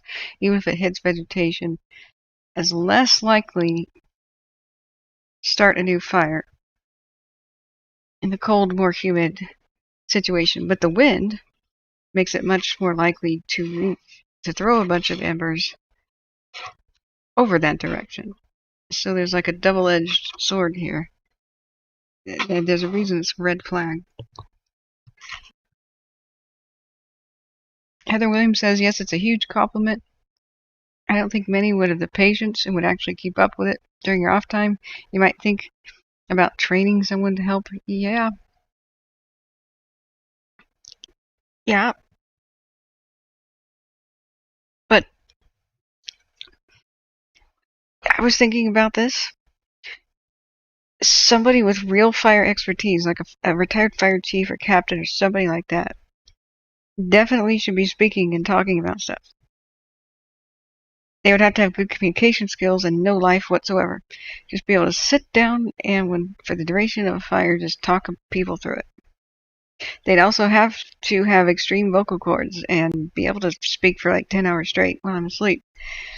They'd also, unfortunately, have to have a very powerful computer, which that's a tall order. A very robust upload internet speed, which is a very tall order. And when I say no life, I mean like no life.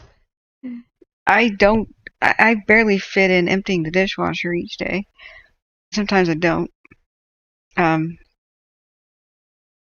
You know, I'm in the bathtub watching these videos to try to keep abreast of the situation.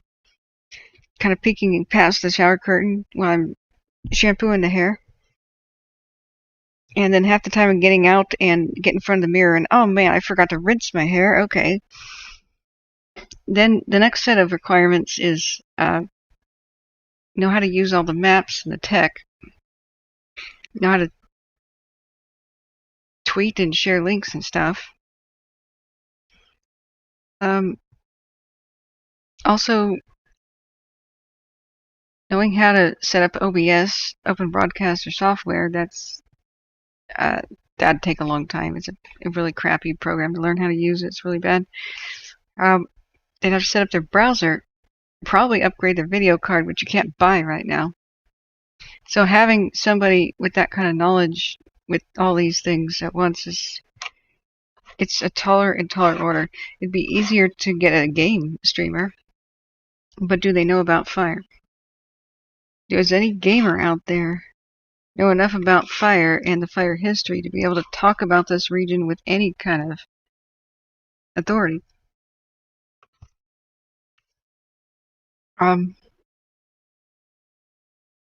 Yeah, it's kind of like Man from Snowy River, that awesome Disney movie. It has some of the best, some of the best horse footage ever. I mean, the likes of which this kind of movie may never be seen again. Because here's a guy, here's all this filming of horses, right? And the cameramen are on horses. I mean, sometimes you have your aerial shots, but this is a rare kind of film because they're filming from horseback. And they took like 8 months, a whole bunch of cameramen, and they tried to teach them to ride a horse, and it just didn't work. Because that's a lifelong skill you develop. Oh yeah, that's a cool scene right there. And they finally realized, oh, you teach horsemen to use a camera. Oh yeah, this scene is cool. Anyway, I won't give away for you. Anyway, so the idea is teach somebody who already knows the tech a little bit about fire, but that's still a tall order. And will they sit down with no life and like not needing an income man the station?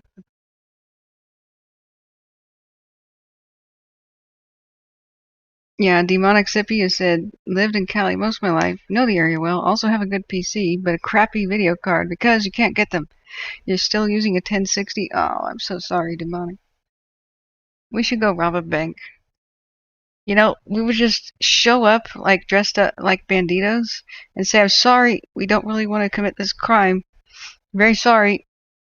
No, woman, don't take your gold watch off. I don't want it. I don't want your stuff. We just need enough money for a video card. It's for the public good. It's for the public good. We'll ask for a presidential pardon later. But we need a couple grand for a video card that normally should cost about $600 because there's a video card shortage around the world. One Weatherham says, wow, that's a lot to know. No retired fire captain would want to do all this. Yeah. And then you have to ask them to like participate in this for the duration of a fire season, which in the West could be about 8 months long. California has a perpetual fire season because of its geography. It's Mediterranean. And there's only really 2 months out of the year where there's not a lot of fire, and that's like February and March and April maybe, because they're kind of moist. But we don't really have a good look about what's going on over there at Forney and Echo Lakes. All we know is it's really windy as hell.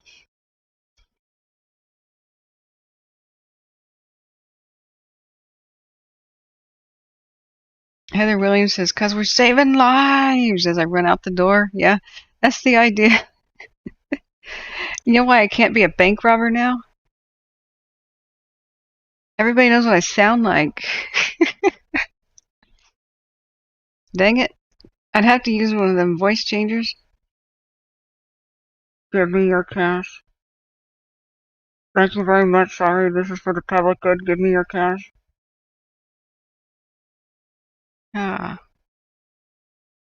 So, let's go back to K&P.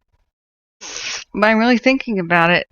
Just getting in their chat like the day after tomorrow and saying, so, I made a website. You guys want to give me the maps so I can give them to the people? It's called betterthanincyweb.com. Or incyweb, what the hell are you doing.com. Or governmentgetyourcraptogether.com. I don't know which one should I register, guys. Oh my god. Demonic Sippy says, hell, I even have the time, sorta. I'm a student. Yeah. Oh man. But I mean, I don't even cook. You guys, I am ordering the food because I don't have time to cook. I go into the kitchen and some new development in fires is happening. Ouch. Ow, my knee. Ow. Okay. Just rammed my chair into the desk. Ow, my knee. Okay. I just come up lame. Oh. Okay. Okay. Gonna walk it off. Okay. I don't know if you guys heard that tremendous bang sound. That was my knee. Ah. Can we see the... I wonder if the Nevada cams can show the windy by now. That one's in South Lake Tahoe. Is that the Milky Way? Whoa. These are cool. Is that the Milky Way? Ah. Heather Williams says, I got the ordering the DoorDash down pack. Yeah, there you go. Okay, go back. I have to go back. I didn't pay attention to chat. Don't worry, when China takes over Taiwan, 70% more of the world's chips will no longer be available. Oh, God. Desiree says you can send over a few guys from PG&E. Oh, my God. That's the Milky Way. Wow. For the first time in a long time, you can see the stars in California and Nevada because the smoke's going away. These are only 4K in color. Imagine the nighttime purples and stuff. And you could see. Wow. Now I was looking to see if we could see the windy from here.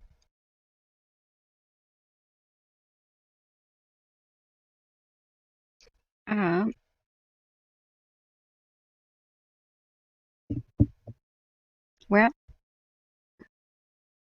loading. Loading. Looking back up. Going back up to chat. Vegemite. Ew, Smitty.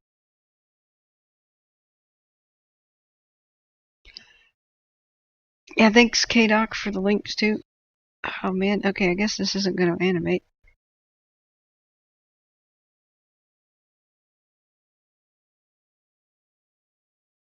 Alright, let's try 15 minutes. Nope. Fine. Be that way. Whether Nevada cams might show the windy.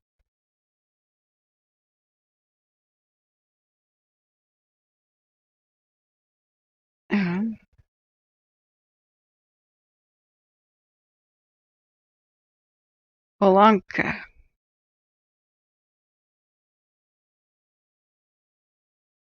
Polanka. You know, I was going to go outside today. I've been outside about 8 or 9 times since July 14th. I'm going to go insane. I look outside, the seasons have changed, guys. It's the wet season.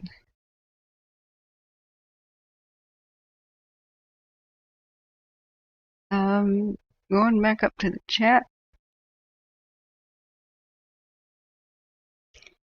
Yeah, I know, Rob, I know.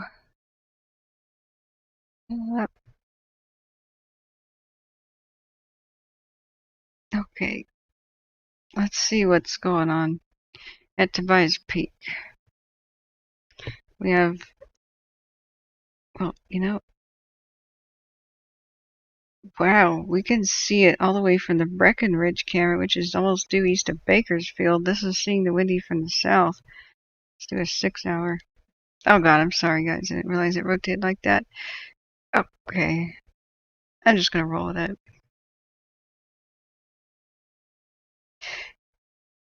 Yeah. J.E. Cat says I had the video card, but I don't know the square root of jackabout websites. Oh, Weebly, you could just kind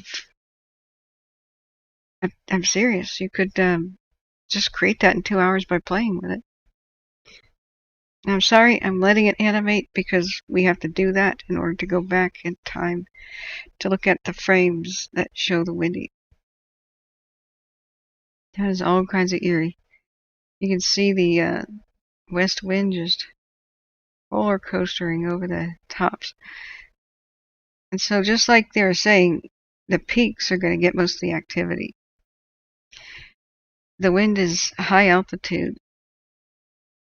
The fires down in the valleys are not going to have too much activity unless they're going to do their uphill runs and such. Man, that's eerie.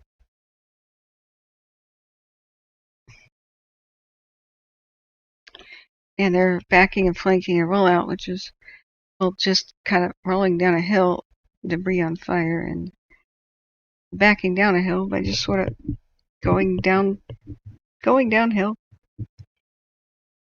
And, God, flanking, just sort of the sides of the fire moving slowly around.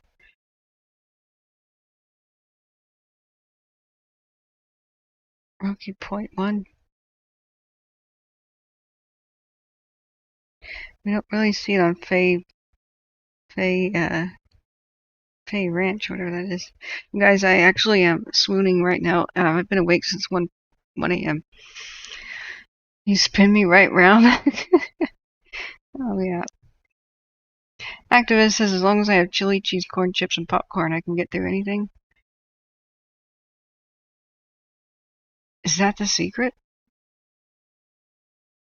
Well, I'm going to need some pity pizza, that's for sure. But I'll order it tomorrow. I'm just going to faint. So, I'm going to leave us with the traditional cameras here. Shasta upper 2. Caldor upper 2 on the right. A&P in the center. Windy in the bottom. And what do you guys want for a radio? I'm kind of tempted to just kind of put on something like a rain sound, because there's almost no radio chatter to hear. Period.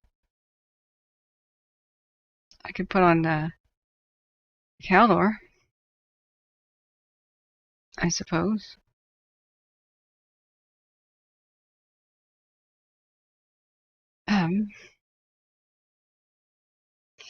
They may have some aircraft tomorrow.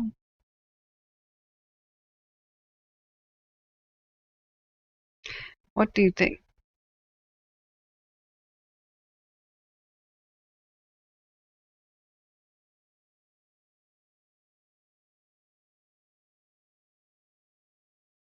What do you think?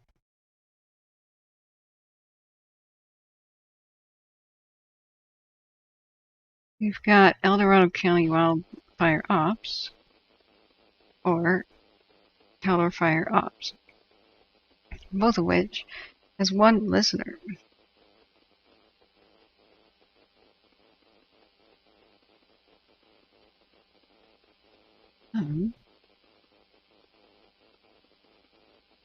Trying to narrow down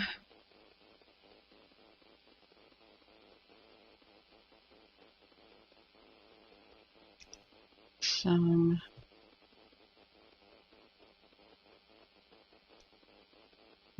radio that we can listen to.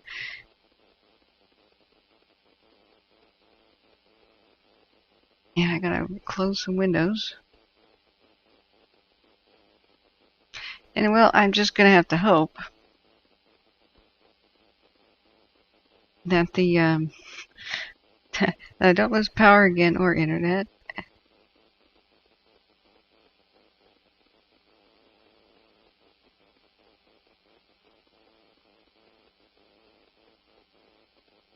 Okay.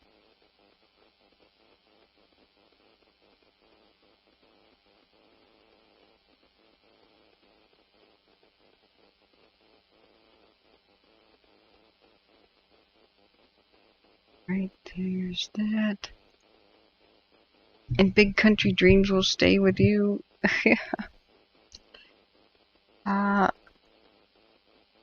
Like a lover's voice. That's not a song I'm familiar with. I hope that's a song and you guys aren't like rampagingly flirting with each other. I would be like, get a room, Desiree, and Smitty, geez. The Yule log, yeah. Rob Langsdor says, how about the sound of a nice babbling brook? I think we should invoke rain. Because babbling brook would make too many people have to pee. I mean, it's a nice idea, but, you know, that's why I had to get rid of my fountain. Put on KROQ. It has to be non-copyright stuff, you know.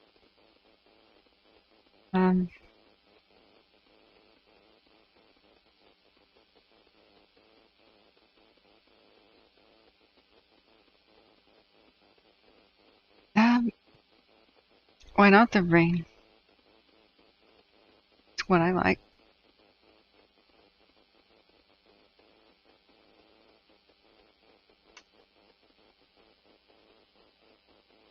What was the one that we liked? It was Rain on a Tin Roof. What was the good one?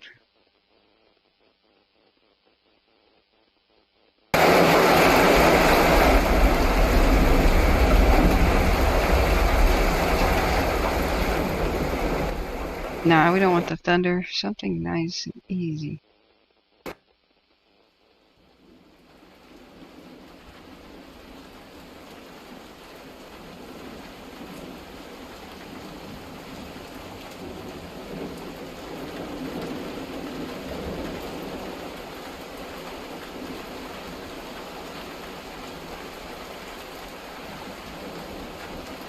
Well, at least people would know that the channel isn't dead, that the audio isn't dead.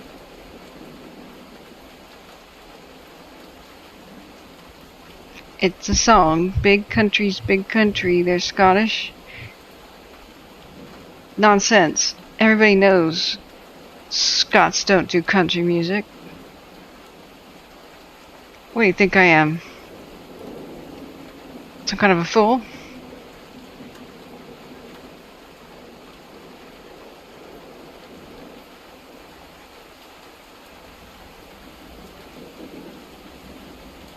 Well, I mean, that's a given, but what else do you think I am?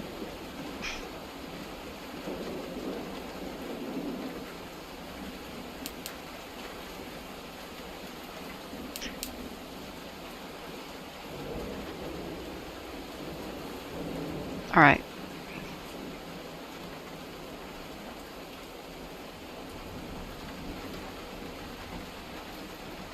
Still have that red flag from Tahoe to this heart of Nevada.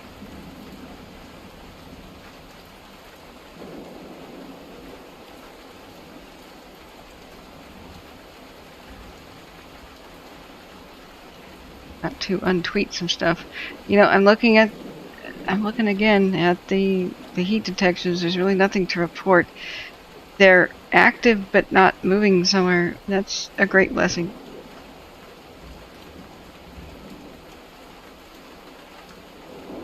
So we can just hope for a better night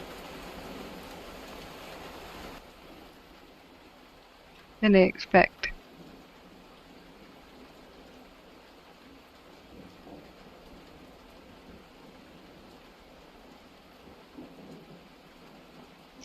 Trying to regulate the amount of sound coming from this.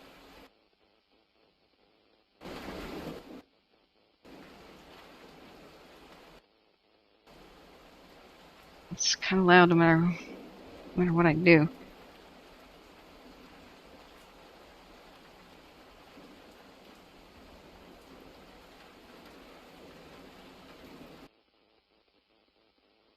A what? Come on, be stable now.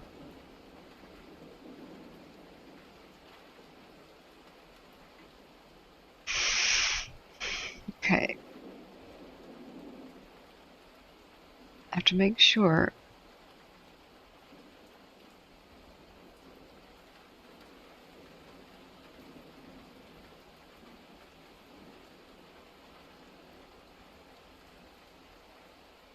that these don't close in the middle of the night.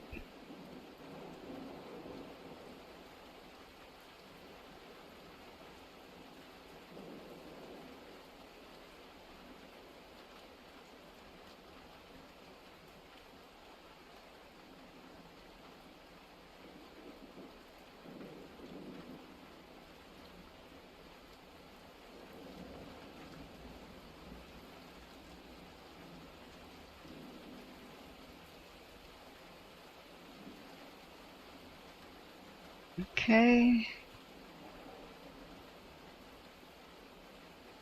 Let's click that button. Got it. The doors were great. Well, I am the Lizard King. Except I'm female. Alright. I think he was trying to say I'm T-Rex, but, you know, maybe something got lost in translation.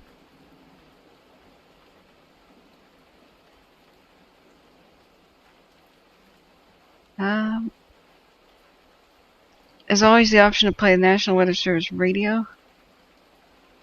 I didn't get a good solid feed for that one that's relevant.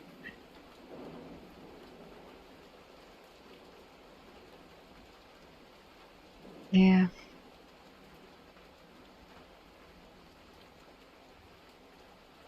Which video lost its copyright?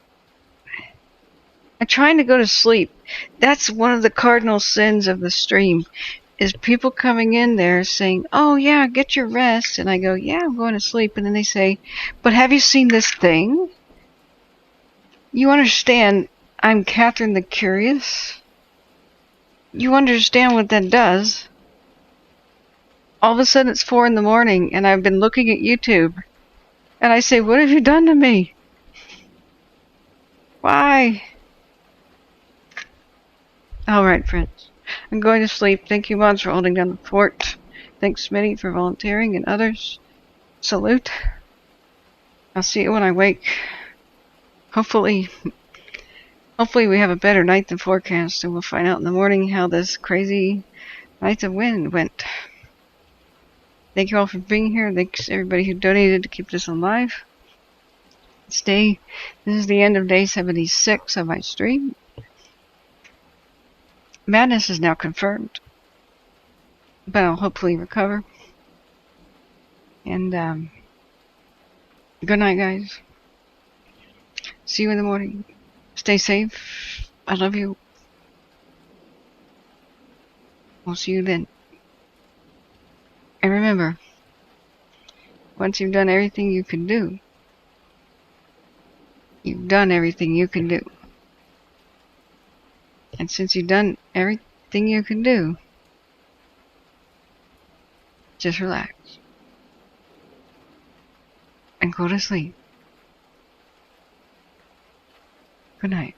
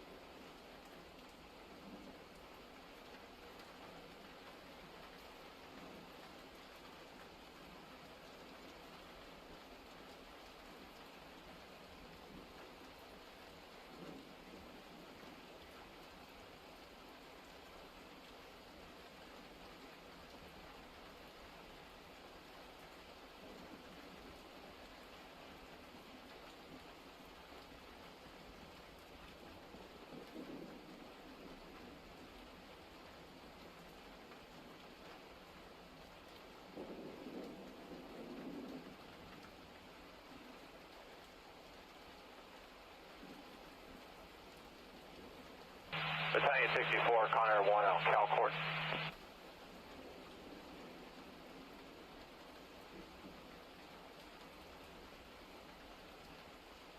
We're about 1 minute out. Please let us know when you can hear or see us.